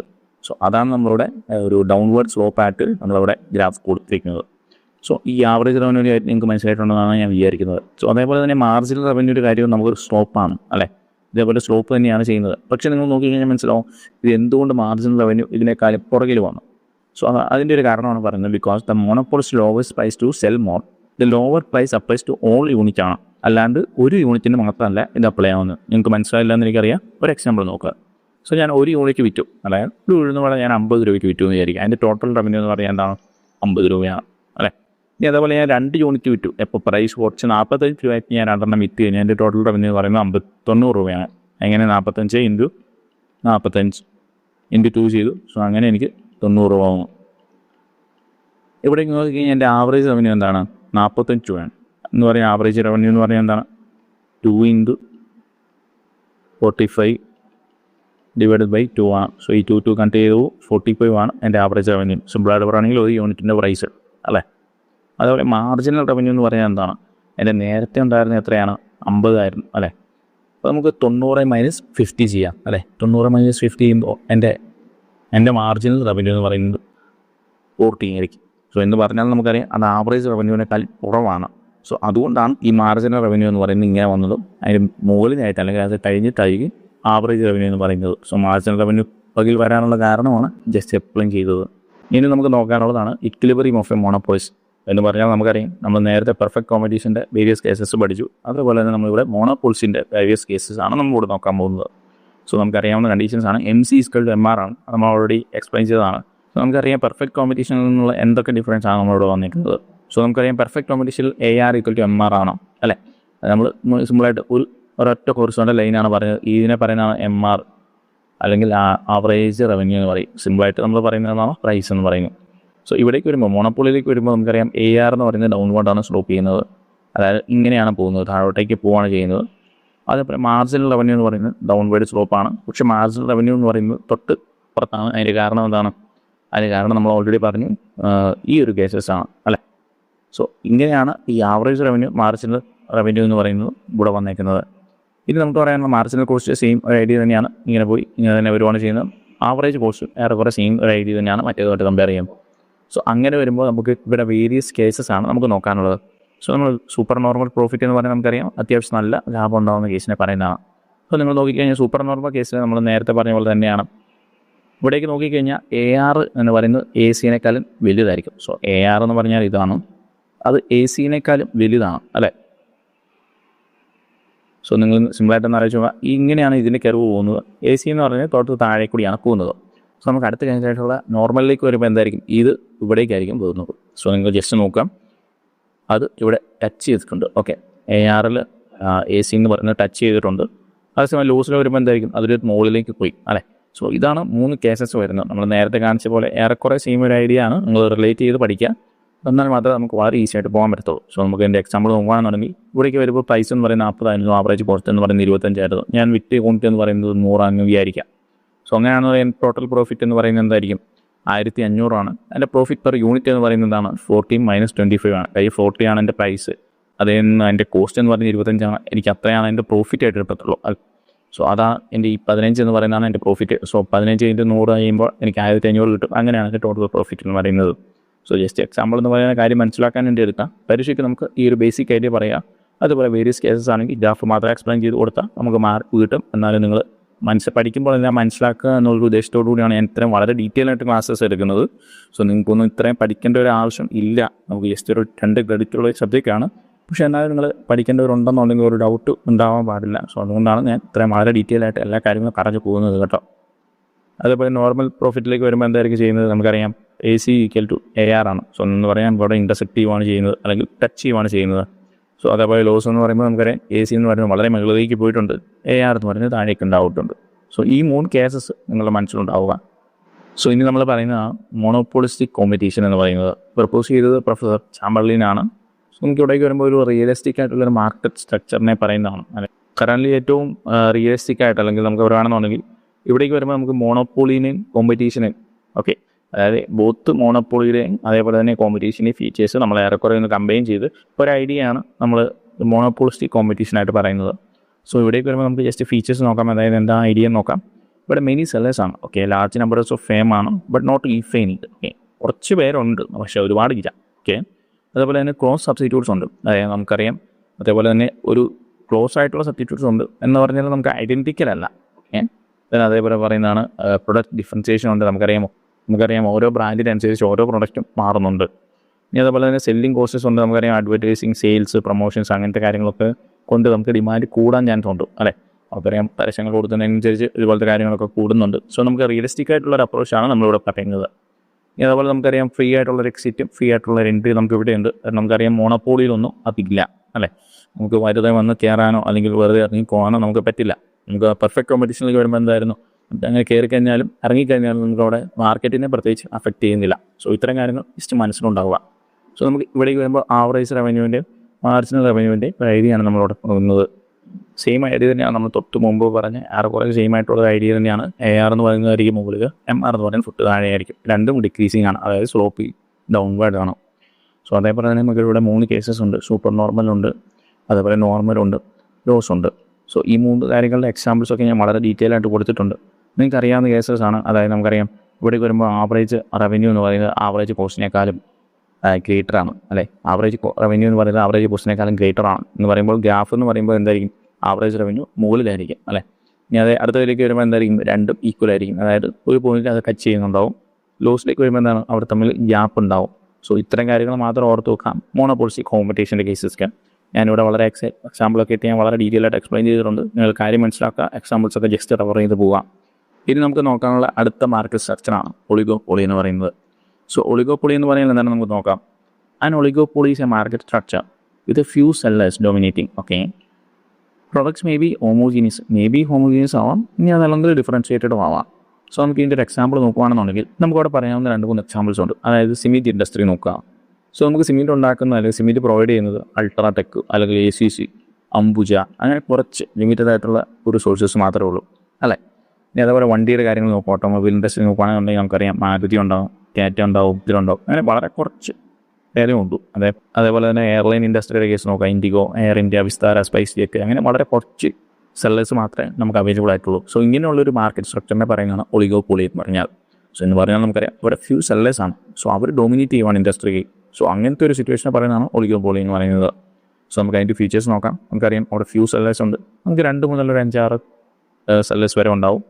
സോ നമുക്കറിയാം ഇവിടുത്തെ ടെലികോം മാർക്കറ്റ് നോക്കിക്കഴിഞ്ഞാൽ, നമ്മുടെ ഇന്ത്യയിലെ ഒരു ടെലികോം മാർക്കറ്റ് നോക്കിക്കഴിഞ്ഞാൽ നമുക്കറിയാം ജിയോ ഉണ്ടാവും, എയർടെൽ ഉണ്ടാവും, വോഡഫോൺ ഐഡിയ ഉണ്ടാവും, അതേപോലെ BSNL ഉണ്ടാവും അല്ലേ. സോ വളരെ ലിമിറ്റഡ് ആയിട്ടുള്ള കുറച്ച് പേരേ ഉള്ളൂ. സോ നമുക്ക് അങ്ങനെ ഒരു സിറ്റുവേഷനെ പറയുന്നതാണ് ഒളിഗോപോളി എന്ന് പറയുന്നത്. സോ നമുക്ക് ഇവിടേക്ക് നോക്കിക്കഴിഞ്ഞാൽ ഇൻ്റർ ഡിപ്പെൻഡൻസ് ആണ്. സോ എന്ന് പറഞ്ഞാൽ ഞാൻ എന്തെങ്കിലും ചെയ്ത് കഴിഞ്ഞാൽ, അതായത് നിങ്ങൾ സിമ്പിളായിട്ട് ഈ എക്സാമ്പിൾ നോക്കുക, if Jio cuts a mobile data price okay. So അങ്ങനെയാണെന്നുണ്ടെങ്കിൽ എയർടെലും വോഡാഫോണും നമ്മൾ ഏറെക്കുറെ അതേപോലെ തന്നെ ചെയ്യും. എൻ്റെ അർത്ഥം എന്താണ്? അല്ലെങ്കിൽ എല്ലാവർക്കും അവിടെ നിലനിൽക്കാൻ പറ്റത്തില്ല. സോ അതുകൊണ്ട് തന്നെ ഇന്റർ ഡിപ്പെൻഡൻസ് ഉണ്ട്. സോ എന്ന് പറഞ്ഞാൽ firm are not independent. So എനിക്കിഷ്ടമുള്ള കാര്യങ്ങൾ ചെയ്യാൻ പറ്റത്തില്ല. ഒരു ഗ്രൂപ്പിൽ നിൽക്കുവാണ് അല്ലേ, 1 2 3 4 പേരുണ്ട്. സോ അങ്ങനെ വരുമ്പോൾ എന്തായിരിക്കും ചെയ്യുന്നത്? ഒരാൾ എന്തെങ്കിലും കാര്യങ്ങൾ ചെയ്ത് കഴിഞ്ഞാൽ ബാക്കിയുള്ളവരെ അത് വല്ലാണ്ട് അഫക്റ്റ് ചെയ്യും. സോ അതുകൊണ്ട് തന്നെ ഫേംസ് എന്ന് പറയുന്നത് നോട്ട് ഇൻഡിപെൻഡൻ്റ് ആണ്. ഇനി അടുത്ത് നോക്കുകയാണെന്നുണ്ടെങ്കിൽ ഇൻഡിറ്റർമിനേറ്റ് ഡിമാൻഡ് കർവാണ്. സോ എന്ന് പറഞ്ഞാൽ ഈ ഒരു എക്സാമ്പിൾ നോക്കാം. മാരുതി കാർ പ്രൈസ് കുറച്ചൊന്ന് വിചാരിക്കാം, ഹുണ്ടയും കുറയ്ക്കും. സോ അതിൻ്റെ അർത്ഥം എന്താണ്? നമുക്കറിയാം actual demand Maruti face changes. ഇവിടേക്ക് വരുമ്പോൾ നമ്മൾ ഒരുപാട് പരസ്യങ്ങൾ കാര്യങ്ങളൊക്കെ നമ്മൾ കൊടുക്കണമെന്നുണ്ട് അല്ലേ, നമ്മളത് കണ്ടിട്ടുള്ളതാണ്. അതേപോലെ തന്നെ നമുക്കറിയാം പുതിയൊരു ആൾക്ക് ഇവിടേക്ക് എൻട്രി നടത്താൻ നമുക്ക് പറ്റില്ല. അതെ. സോ ഇത്രയും കാര്യങ്ങളൊക്കെയാണ് നമുക്ക് എന്താണ് ഫീച്ചേഴ്സ് ഓഫ് ഒളിഗോപോളി ആയിട്ട് നമുക്ക് പറയാനുള്ളത്. സോ നമുക്ക് അടുത്തത് പറയാനുള്ളതാണ് കിങ്ഡ് ഡിമാൻഡ് കർവ് മോഡൽ എന്ന് പറയുന്ന ഒരു മോഡലാണ്. സിമ്പിളായിട്ട് സ്വീസീസ് മോഡൽ എന്ന് പറയാറുണ്ട്. കാര്യം ഇത് ഇൻട്രൊഡ്യൂസ് ചെയ്ത പോൾ സ്വീസി എന്ന് പറഞ്ഞ ഒരു ആളാണ്. സോ ഇതിൻ്റെ ഒരു അർത്ഥം അല്ലെങ്കിൽ ഇതിൻ്റെ ഒരു കൺസെപ്റ്റ് എന്ന് പറഞ്ഞാൽ എന്താണെന്ന് നോക്കാം. So explains why prices in an oligopoly remain sticky എന്ന് പറഞ്ഞാൽ നമുക്കറിയാം ഒളിഗോപോളിയിൽ പ്രൈസ് വളരെ വല്ലാണ്ട് അങ്ങോട്ട് മാറാറില്ല അല്ലേ. സോ അതുകൊണ്ട് തന്നെ നമുക്ക് കോസ്റ്റ് അല്ലെങ്കിൽ നമുക്ക് സാധനം ഉണ്ടാക്കാനുള്ള ചിലവ് ഈവൻ കുറച്ച് കൂടിയാലും നമുക്ക് അവിടേക്ക് വരുമ്പോൾ നമുക്ക് നമ്മൾ യൂസറിൻ്റെ അടുത്തേക്ക് വരുന്ന പ്രൈസ് എന്ന് പറയുന്നത് വലിയ മാറ്റങ്ങൾ വരാറില്ല, അല്ലെങ്കിൽ സ്റ്റിക്കി ആയിട്ടാണ് നിൽക്കുന്നത് അല്ലേ. സോ അതിൻ്റെ കാരണം എന്താണെന്നാണ് ഇവിടെ എക്സ്പ്ലെയിൻ ചെയ്യുന്നത്. സോ നമുക്ക് നോക്കിക്കഴിഞ്ഞാൽ ഞാൻ oligopoly firms are very careful about changing prices because they know their competitors will also react അല്ലേ. സോ എന്ന് പറഞ്ഞാൽ എന്താണ്? This creates a kinked demand curve. So നമുക്കറിയാം അവിടേക്ക് വരുമ്പോൾ പ്രൈസ് റിജിഡ് ആണ്. സോ ഇത് നമുക്കൊരു ക്വസ്റ്റ്യൻ ആയിട്ട് ചോദിക്കാം, എന്തുകൊണ്ട് ഒളിഗോപോളിയിൽ പ്രൈസ് റിജിഡ് ആണ് അല്ലെങ്കിൽ പ്രൈസ് ഏറെക്കുറെ ഫിക്സഡ് ആണ്? സോ എന്ന് പറഞ്ഞ് നമ്മളിവിടെ എക്സ്പ്ലെയിൻ ചെയ്യുന്ന അല്ലെങ്കിൽ ഒരു ഐഡിയ ആണ് ഞാൻ ഇനി പറയാൻ പോകുന്നത്. സോ നിങ്ങൾ സിമ്പിളായിട്ട് നോക്കാം. If a firm raises its price rivals will not follow. So അങ്ങനെ ഒരു കേസ് നിങ്ങൾ ആലോചിച്ച് നോക്കാം. അതായത് സോ നിങ്ങൾ ഈ ഒരു എക്സാമ്പിൾ നോക്കാം. If McDonald's raise burger prices okay but KFC remains their same. So അങ്ങനെയാണെന്നുണ്ടെങ്കിൽ നമുക്കറിയാം മക്ഡൊണാൾഡ്സിന് കസ്റ്റമേഴ്സിന് ലൂസ് ആവും. സോ എന്ന് പറഞ്ഞാൽ നമുക്കറിയാം അതായത് മക്ഡൊണാൾഡ്സിൽ ഒരു ബർഗറിൻ്റെ പ്രൈസ് 100 രൂപയായിരുന്നു. സോ അവർ 200 രൂപയിലേക്ക് മാറ്റി. പക്ഷേ KFCയിൽ സ്റ്റിൽ 100 രൂപ തന്നെയാണെന്ന് വിചാരിക്കാം. സോ അങ്ങനെയാണെന്നുണ്ടെങ്കിൽ ആൾക്കാർ എവിടേക്കായിരിക്കും പോകുന്നത്? ഏറ്റവും വില കുറേണ്ടത്തേക്കായിരിക്കും എന്ന് പറഞ്ഞാൽ KFCയിലേക്കായിരിക്കും പോകുന്നത്. സോ അവിടെ വെച്ച് നമുക്ക് മക്ഡൊണാൾഡ്സിന് എന്ത് പറ്റും? കസ്റ്റമറിനെ പോവും. സോ അതാണ് ഈ ഒരു കേസിൽ നടക്കുന്നത്. ഇനി അതേപോലെ if firm reduces it price ആണെന്ന് വിചാരിക്കാം. സോ എല്ലാവരും 200 രൂപയായിരുന്നു വിറ്റുകൊണ്ടിരുന്നത്, ഞാൻ 100 രൂപയ്ക്ക് വിൽക്കുകയാണെന്ന് വിചാരിക്കാം. സോ അങ്ങനെയാണെന്നുണ്ടെങ്കിൽ ബാക്കിയുള്ളവർ കട്ട് ചെയ്യുവാണെന്ന് വിചാരിക്കാം. ഈ എക്സാമ്പിൾ നോക്കാം. If Pepsi lowers it price. So ഞാൻ പ്രൈസ് കുറച്ചു. സോ പെപ്സി പ്രൈസ് കുറച്ച് കഴിഞ്ഞാൽ കൊക്കക്കോളയും പ്രൈസ് കുറയ്ക്കും. സോ അന്ന് വരുമ്പോൾ എന്തായിരിക്കും? അപ്പം അവർക്ക് ഈക്വലായിട്ടുള്ളൊരു ചോയ്സാണ് അവിടെ കിട്ടുന്നത് അല്ലേ. സോ അങ്ങനെ വരുമ്പോൾ നമുക്ക് അവിടെ എന്ത് വരും? ഒരു സെയിൽസ് കുറയാനോ ആർക്കെങ്കിലും ഒരു സെയിൽസ് കുറയാനോ മറ്റുള്ളവർക്ക് സെയിൽസ് കൂടാനോ ഒരു ചാൻസ് ഇല്ല. സോ ഈക്വലായിട്ട് പോകും. സോ അതാണ് പറയുന്നത് kinked demand model curve. So നിങ്ങൾ സിമ്പിളായിട്ട് ഈ ആലോചിച്ച് നോക്കാം. ഫേംസ് എന്ന് പറയുന്നത് പ്രൈസ് വാർ കുറയ്ക്കും. സോ അല്ലെങ്കിൽ അതായത് പൈസ കൂട്ടുകയും കുറയ്ക്കുകയും ചെയ്യുന്നത് മാക്സിമം അവോയ്ഡ് ചെയ്യും. അതിന് കാരണം എന്താണ്? സോ ഈ ഒരു പോസിബിലിറ്റി നിങ്ങൾ ആലോചിച്ച് നോക്കാം. സോ ഞാൻ പ്രൈസ് കൂട്ടുവാണെന്നുണ്ടെങ്കിൽ എനിക്ക് ബാക്കിയുള്ളവർ സെയിൽസ് ഉണ്ടാവും. അതേപോലെ ഞാൻ പൈസ കുറയ്ക്കുകയാണെന്നുണ്ടെങ്കിൽ ബാക്കിയുള്ളവർ കുറച്ചില്ലെങ്കിലും എന്ത് പറ്റും? ഞാൻ നഷ്ടത്തിലേക്ക് പോകും. അതുകൊണ്ട് തന്നെ നമുക്ക് എന്തായിരിക്കും പറയാൻ? നമുക്ക് ജനറലായിട്ട് ഇങ്ങനെ ഒരു ഔട്ട്ലൈൻ പറയാം. അതായത് ഫേംസ് എന്ന് പറയുന്നത് പ്രൈസ് വാർസ് അവോയ്ഡ് ചെയ്യും. അതിൻ്റെ കാരണം എന്താണ്? നമുക്ക് ഇങ്ങനെ ഒരു കേസ് വരുന്നുണ്ട്. അതായത് ഞാനിപ്പോൾ പൈസ കൂട്ടിക്കഴിഞ്ഞാൽ ബാക്കിയുള്ളവർ കൂട്ടാണ്ടിരുന്ന് കഴിഞ്ഞാൽ അവരിലേക്ക് കസ്റ്റമേഴ്സ് പോവും. സ്വാഭാവികമായിട്ടും എൻ്റെ ബിസിനസ് എന്ന് പറയുന്നത് ഡള്ളാവും. പൈസ എന്ന് പറയുന്നത് ഏറെക്കുറെ കോൺസ്റ്റൻ്റ് ആയിട്ട് ഒളിഗോപോളിയിൽ നിൽക്കുന്നത്. സോ അതാണ് നമ്മൾ പറഞ്ഞ അസംപ്ഷൻ അല്ലെങ്കിൽ ബേസിക് ഐഡിയ എന്ന് പറയുന്നത്. സോ നമുക്ക് ഇവിടേക്ക് വരുമ്പോൾ ഒരു ഇമ്പോർട്ടൻ്റ് ആയിട്ടുള്ള ഒരു ഗ്രാഫ് ഉണ്ട്. സോ നിങ്ങൾ ജസ്റ്റ് നോക്കുക. പ്രൈസ് എന്ന് പറയുന്നതാണ് നമുക്ക് Y ആക്സിസിലോട്ട് ഇരിക്കുന്നത്, X ആക്സിസിൽ ക്വാണ്ടിറ്റിയാണ് കൊടുത്തിരിക്കുന്നത്. സിമ്പിളായിട്ട് പറയുകയാണെങ്കിൽ ഇതൊരു ഡിമാൻഡ് കർവാണ്. സോ ഇവിടേക്ക് വരുമ്പോൾ നമുക്കൊരു കിങ് ഉണ്ട്, അല്ലെങ്കിൽ ഒരു ജസ്റ്റ് ഒരു പോയിന്റ് ഉണ്ട്. ആ പോയിന്റിന് മുകളിലേക്ക് വേറൊരു പാർട്ടും താഴേക്ക് വരുമ്പോൾ വേറൊരു ഐഡിയ ആണ് നമ്മളോട് പറയുന്നത്. സോ സിമ്പിളായിട്ട് എബോവ് K എന്ന് പറഞ്ഞാൽ ഈ ഒരു പോയിന്റാണ്. സോ എബോവ് K എന്തായിരിക്കും സംഭവിക്കുക? ഡിമാൻഡ് എന്ന് പറഞ്ഞാൽ ഇലാസ്റ്റിക് ആണ്. So customers leave if prices rise. So ഞാൻ വില കൂട്ടിക്കഴിഞ്ഞാൽ എന്ത് പറ്റും? കസ്റ്റമേഴ്സ് പോവും അല്ലേ. സോ അതുകൊണ്ട് തന്നെ അവിടേക്ക് വരുമ്പോൾ ഇലാസ്റ്റിക് ആണ്. സോ നമുക്കറിയാം എബോവ് K എന്ന് പറയുന്നു, ഡിമാൻഡ് എന്ന് പറയുന്നത് ഇലാസ്റ്റിക് ആണ്. സോ ഞാൻ ഒരു പോയിന്റ് കഴിഞ്ഞാൽ പ്രൈസ് പിന്നെയും കുറച്ച് കഴിഞ്ഞാൽ എൻ്റെ കസ്റ്റമേഴ്സ് ഇൻക്രീസ് ആവത്തില്ല. സോ അതിൻ്റെ പെർഫെക്റ്റ് പോയിന്റ് എന്ന് പറയുന്നത് എന്തായിരിക്കും? കിങ് പോയിന്റ് ആണ്. സോ ഇത്രയാണ് ഈ ഒരു ഗ്രാഫിൽ പറയുന്നത്. കിങ് എന്ന് പറഞ്ഞൊരു പോയിന്റ് ഉണ്ട്. അതിന് മുകളിലേക്ക് എന്തായിരിക്കും? ഇലാസ്റ്റിക് ആയിരിക്കും. താഴേക്ക് വരുമ്പോൾ ഇനി ഇലാസ്റ്റിക് ആയിരിക്കും. സോ ഇത്രയും കാര്യങ്ങൾ മാത്രം നിങ്ങൾ നോട്ടിൽ പ്രസൻറ്റ് ചെയ്യുക. ബാക്കി നിങ്ങൾക്ക് മനസ്സിലാക്കാൻ വേണ്ടി മാത്രം എഴുതി വെച്ചിരിക്കുന്നതാണ്. സോ ഈ ഗ്രാഫ് വേണം, അതേപോലെ തന്നെ ബേസിക് അസംപ്ഷൻസും വേണം. സോ അതേപോലെ തന്നെ ബേസിക്കായിട്ട് ഒളിഗോപോളി എന്താണെന്നുള്ളൊരു ഇൻട്രൊഡക്ഷൻ കൂടി കിങ്ഡ് ഡിമാൻഡ് മോഡൽ കർവ് ചോദിക്കുകയാണെന്നുണ്ടെങ്കിൽ നിങ്ങൾ എക്സ്പ്ലെയിൻ ചെയ്ത് കൊടുക്കേണ്ടതുണ്ട്. ഇനി നമുക്ക് പഠിക്കുന്നതാണ് types of oligopoly behaviour. So നമുക്ക് വേരിയസ് ആയിട്ടുള്ള ടൈപ്സ് പറയാം. ഒരു 3-4 ടൈപ്പ് നമ്മൾ പറയുന്നുണ്ട്. സോ നമുക്ക് ഫസ്റ്റ് പറയുന്നതാണ് പൊളിസീവ് ഒളിഗോപ്പൊളി. സോ നമുക്കറിയാം ഫേംസ് കോപ്പറേറ്റീവ് ആണ് അല്ലേ. നമുക്കറിയാം പെപ്സി ഉണ്ട്, കോക്കോകോളയുണ്ട്. പക്ഷേ നമുക്ക് ഇവർ രണ്ടുപേരും തമ്മിൽ കോമ്പറ്റീറ്റ് ചെയ്യുന്നതിനേക്കാളും കൂടുതൽ നല്ലത് എന്താണ്? കോപ്പറേറ്റ് ചെയ്യുന്നതാണ് അല്ലേ. സോ നമുക്കറിയാം firms cooperate instead of competing to keep prices high. So നമുക്കറിയാം അവിടെ പ്രൈസ് എന്ന് പറയുന്നത് ഒരു വാറ് നടക്കുന്നില്ല അല്ലേ. സോ ഞാൻ പൈസ കൂട്ടി, ഇയാളെ പൈസ കൂട്ടി, അല്ലെങ്കിൽ ഞാൻ പൈസ കുറച്ചു, അല്ലെങ്കിൽ എൻ്റെ ഓപ്പോസിറ്റ് ഇങ്ങനെ പൈസ കൂട്ടി. സോ അങ്ങനെ വരുമ്പോഴാണ് അവിടെ പ്രശ്നങ്ങൾ ഉണ്ടാവുക. സോ രണ്ടുപേരും പൈസയും കൂട്ടി വെച്ചേക്കുവാണ്. സോ അങ്ങനെ വരുന്നൊരു കേസിൽ അവർക്ക് എന്തായിരിക്കും, അവർ തമ്മിലൊരു അഡ്ജസ്റ്റ്മെൻറ്റിലെത്തി. സോ നമ്മളാണ് അല്ലെങ്കിൽ നമ്മൾ യൂസറാണ് ഇവർക്ക് പേയ്മെൻറ്റ് കൊടുത്ത് നമ്മൾ കൂടുതൽ പൈസയ്ക്ക് സാധനം മേടിക്കുന്നത് വരുന്നത്. സോ അവർക്ക് ലാഭമായിരിക്കും, നമുക്കത് നഷ്ടമായിരിക്കും. സോ നമുക്ക് ഇതിൻ്റെ ഒരു എക്സാമ്പിൾ നോക്കുകയാണെങ്കിൽ ഒപെക്, അതായത് oil producing and exporting company. So അവർ ആണ് തീരുമാനിക്കുന്നത്. സോ അവർ പറയുവാണ് ഗ്ലോബലി നമുക്ക് ഇച്ചിരി പൈസയും കൂട്ടിയേക്കാന്നുള്ള രീതിയിൽ ചിന്തിക്കുകയാണെന്നുണ്ടെങ്കിൽ നമ്മളായിരിക്കും അതിൻ്റെ സൈഡ് എഫക്റ്റ് ആയിട്ടുള്ള പൈസ കൂട്ടുകയും അങ്ങനത്തെ കാര്യങ്ങൾ വരുമ്പോൾ നമ്മളായിരിക്കും അതിൻ്റെ ബാക്കി കാര്യങ്ങൾ അനുഭവിക്കേണ്ടത് അല്ലേ. സോ അതേപോലെ നമുക്ക് എയർലൈൻ്റെ കേസ് നമുക്ക് പറയാവുന്നതാണ്. സോ അവരൊരു ഗ്രൂപ്പായിട്ട് ചെന്നിട്ട് അവർ ഒരു റേഞ്ച് പറയാം, അല്ലെങ്കിൽ ഒരു പ്രൈസിനെ ഫിക്സ് ചെയ്ത് വെക്കുകയാണ് ചെയ്യുന്നത്. സോ അങ്ങനെ വരുമ്പോൾ എന്തൊക്കെ ചെയ്യുന്നത്, എല്ലാവർക്കും ഒരേ പ്രൈസാണ്, അല്ലെങ്കിൽ എല്ലാവർക്കും ഏറ്റവും കൂടിയ പ്രൈസാണ്. സോ അങ്ങനെ വരുമ്പോൾ എല്ലാവരുടെയും ഏതെങ്കിലും ഒരിടത്ത് നമുക്ക് മേടിക്കേണ്ടി വരും. സോ അങ്ങനെ വരുമ്പോൾ ഈക്വൽ ആയിട്ടുള്ള എല്ലാവർക്കും ലാഭവും കിട്ടും. നമ്മുടെ കസ്റ്റമേഴ്സിന് എല്ലായിടത്തും സെയിം ആയതുകൊണ്ട് വേറെ ആർക്കും ഒരു നഷ്ടവും വരുന്നില്ല. സോ അതിൻ്റെ എഫക്റ്റ് എന്താണ്? Customers pay more because firms avoid competitive അല്ലേ. സോ ഇങ്ങനെ ഒരു സിറ്റുവേഷനെ പറയുന്നതാണ് പോളിസി ഒളിഗോപോളി. സോ ഇവിടേക്ക് വരുമ്പോൾ നമുക്കൊരു ഫോർമൽ ആയിട്ടുള്ള ഒരു എഗ്രിമെൻ്റ് ഒന്നുമില്ല, ഒരു അഡ്ജസ്റ്റ്മെൻറ്റിൽ അങ്ങ് പോകുന്നു എന്ന് മാത്രമേ ഉള്ളൂ. സോ അടുത്തത് കാർട്ടൽ എന്ന് പറയും, ഫോർമൽ കൊളൂഷൻ എന്ന് പറയും. സോ എന്ന് പറയാൻ നമുക്കറിയാം ഇവിടേക്ക് വരുമ്പോൾ ബാക്കി നേരത്തെ പറഞ്ഞ കാര്യങ്ങൾ തന്നെയാണ്. ഇവിടെ നമ്മളൊരു ലീഗലൈസ്ഡ് ആയിട്ടുള്ള ഒരു എഗ്രിമെൻ്റ് ആയിട്ട് എഴുതി വെക്കുന്നു. എന്ത്? നമ്മൾ ഇനി പ്രൈസ് കൂട്ടുന്നില്ല. സോ അങ്ങനെ വരുന്ന സിറ്റുവേഷനിൽ പറയുന്നതാണ് എന്ത്? കാർട്ടൽ എന്ന് പറയുന്നത്. സോ അതിൻ്റെ എഫക്റ്റ് എന്താണ്? സ്ട്രോങ് ആയിട്ടുള്ള ഒരു സ്ട്രക്ചർ ആയിട്ടുള്ള ഒരു പൊളിഷൻ ഉണ്ടാകും. സോ നമുക്ക് ലീഗലി ഒരു പോളിസി എഗ്രിമെൻ്റ് ആയിട്ട് നമ്മൾ എഴുതി വെക്കുന്നതിനെ പറയുന്നതാണ് കാർട്ടൽ എന്ന് പറയുന്നത്. ബാക്കി കാര്യങ്ങളൊക്കെ നേരത്തെ പോലെ തന്നെയാണ്. ഇനി അടുത്ത വരുന്നതാണ് പ്രൈസ് ലീഡർഷിപ്പ് എന്ന് പറയുന്നത്. സോ പ്രൈസ് ലീഡർഷിപ്പ് എന്താണ്? സോ നമുക്കറിയാം ഒരു പ്രൈസ് അങ്ങ് സെറ്റ് ചെയ്യുവാണ്. സോ ബാക്കിയുള്ളവർ അതിനെ ഇമിറ്റേറ്റ് ചെയ്യുവാണ്, അല്ലെങ്കിൽ അതിനെ ഫോളോ ചെയ്യുവാണ് ചെയ്യുന്നത്. സോ നമുക്കിവിടെ ഒരു ഫോർമലായിട്ടുള്ള എഗ്രിമെൻറ്റോ കാര്യങ്ങളൊന്നുമില്ല. സോ നമുക്കിവിടെ ഒരു 3 ടൈപ്പ് കാര്യങ്ങൾ പറയുന്നുണ്ട്. നമുക്കറിയാം ഡോമിനേറ്റ് പ്രൈസ് ലീഡർഷിപ്പ് ഉണ്ട്. സോ ഞാൻ ഇവിടുത്തെ മെയിൻ ആണെന്നുണ്ടെങ്കിൽ, അല്ലെങ്കിൽ ഞാനാണ് ഏറ്റവും ഡോമിനേറ്റ് ചെയ്യുന്നതെന്നുണ്ടെങ്കിൽ ഞാനൊരു പ്രൈസ് അങ്ങ് ഫിക്സ് ചെയ്യുന്നു. സോ ആ പ്രൈസ് ബാക്കിയുള്ളവരെല്ലാം ഫോളോ ചെയ്യാൻ നിർബന്ധിതരാണ് ചെയ്യുന്നത്. സോ നമുക്ക് നോക്കിക്കഴിഞ്ഞാൽ റിലയൻസ് ജിയോയുടെ ഒരു ഐഡിയ നോക്കാം. സോ നമുക്കറിയാം ഒരു ഡേറ്റ പ്ലാൻസ് എന്ന് പറഞ്ഞ് വളരെ കുറഞ്ഞ രീതിയിൽ നമ്മൾ അവതരിപ്പിച്ചു അവർ. സോ അങ്ങനെ ഒരു ബാക്കിയുള്ളവരും അത് കുറയ്ക്കാൻ വേണ്ടി നിർബന്ധിതരായി. അങ്ങനെ ചെയ്താൽ മാത്രമേ അവർക്ക് അവിടെ നിലനിൽക്കാൻ പറ്റത്തുള്ളൂ. സോ അങ്ങനെ വരുന്നതിനെയാണ് ഡോമിനൻ്റ് പ്രൈസ് ലീഡർഷിപ്പ് എന്ന് പറയുന്നത്. സോ അതേപോലെ തന്നെ ബാരോമെട്രിക് പ്രൈസ് ലീഡർഷിപ്പ് ഉണ്ട്, അഗ്രസീവ് പ്രൈസ് ലീഡർഷിപ്പ് ഉണ്ട്. സോ ഇതെല്ലാം വേരിയസ് ടൈപ്പായിട്ട് പറഞ്ഞേ ഉള്ളൂ. നമുക്കിവിടെ നോക്കിക്കഴിഞ്ഞാൽ കോക്കോളയുടെ പെപ്സിയുടെ ഒരു എക്സാമ്പിൾ പറയുന്നുണ്ട്. ബോക്കാലിനും കുറച്ചുകൂടി എഫക്റ്റീവ് ആയിട്ടുള്ള പ്രൈസസൊക്കെ ആദ്യമേ ഇൻട്രൊഡ്യൂസ് ചെയ്ത് പെപ്സി അത് ഫോളോ ചെയ്യേണ്ടിരിക്കുന്നു. ഓക്കെ, സോ ഇങ്ങനത്തെ കാര്യങ്ങളാണ് നമ്മളിവിടെ പറഞ്ഞിരിക്കുന്നത്. സോ ഇതിൻ്റെ എഫക്റ്റ് എന്താണ്? ലീഡർഷിപ്പ് എന്ന് പറയുന്നത് എന്താണ്? ഇൻഫ്ലുവൻസ് ചെയ്യുവാണ് അല്ലേ. എപ്പോഴും ഫോർമൽ എഗ്രിമെൻറ്റ് വെച്ച് അത് വർക്കാവണം എന്ന് നിർബന്ധമില്ല. സോ ഇതാണ് നമുക്കൊരു പ്രൈസ് ലീഡർഷിപ്പിൻ്റെ ഒരു ഐഡിയയിൽ പറയാനുള്ളത്. സോ ഈ മൂന്ന് കാര്യങ്ങൾ ജസ്റ്റ് ഒന്ന് ഓർത്ത് വെക്കുക. ഓക്കെ, സോ നമുക്ക് ഇത്രയാണ് പഠിക്കേണ്ട ടോപ്പിക്സിൽ നമുക്ക് വരുന്നത്. സോ നമുക്ക് ഇനി ഇതിൻ്റെ അകത്ത് മോഡൽ ക്വസ്റ്റ്യൻ പേപ്പറിൽ വന്ന ഒരു ക്വസ്റ്റ്യൻസ് കൂടി നമുക്ക് ജസ്റ്റ് ഒന്ന് പറഞ്ഞു പോകാം. നമ്മൾ ഓൾറെഡി ഫസ്റ്റ് പാർട്ടിൽ കുറച്ച് പ്രോബ്ലംസ് കാര്യങ്ങളൊക്കെ നമ്മൾ പഠിക്കുന്ന കൂടുതൽ തന്നെ നമ്മൾ ചെയ്ത് പോകുന്നുണ്ട്. ഓക്കെ, നമുക്ക് ഫസ്റ്റ് വന്നിരിക്കുന്ന ഒരു ക്വസ്റ്റ്യൻ എന്ന് പറഞ്ഞാൽ എന്താണ്? സോഷ്യൽ കോസ്റ്റ് എന്താണെന്ന് എക്സ്പ്ലെയിൻ ചെയ്യാണ്. എ പാർട്ടിൽ യൂസ് ചെയ്യുന്നത് 3 മാർക്ക് ചോദിച്ചതാണ്. സോ സോഷ്യൽ കോസ്റ്റ് നമ്മൾ ഓൾറെഡി പരീക്ഷ ഇപ്പോൾ പറഞ്ഞാണ്. ഫസ്റ്റ് പാർട്ടിലാണ് നമ്മൾ കാര്യങ്ങളൊക്കെ ഡിസ്കസ് ചെയ്ത് ഏറ്റവും ആദ്യമേ നമ്മൾ പറഞ്ഞാണ് ടൈപ്സ് ഓഫ് കോസ്റ്റ്, അങ്ങനത്തെ കാര്യങ്ങളാണ് പറഞ്ഞത്. സോ നമുക്ക് അവിടെ ജസ്റ്റ് ആ സോഷ്യൽ കോസ്റ്റ് എന്താണ് ജസ്റ്റ് ഒരു എക്സാമ്പിൾ മാത്രം പ്രസൻറ്റ് ചെയ്താൽ മതി, 3 മാർക്ക് ഈസി ആയിട്ട് കിട്ടും. ഇനി അതേപോലെ രണ്ടാമത് ചോദിച്ചിരിക്കുന്നതാണ് വാട്ട് ഈസ് ഒളിഗോപ്പൊളി. ഒരു എസ്സേ പാർട്ടിൽ ചോദിച്ചാണ് why price is rigid under oligopoly. So നമുക്കറിയാം പ്രൈസ് എന്തുകൊണ്ടാണ് മാറാത്തത്. നമ്മൾ ജസ്റ്റ് ഈ ഒരു പാർട്ടിൽ തന്നെ എക്സ്പ്ലെയിൻ ചെയ്ത് പോയതാണ്, അതിൻ്റെ തിയറി കാര്യങ്ങൾ പറഞ്ഞാണ്.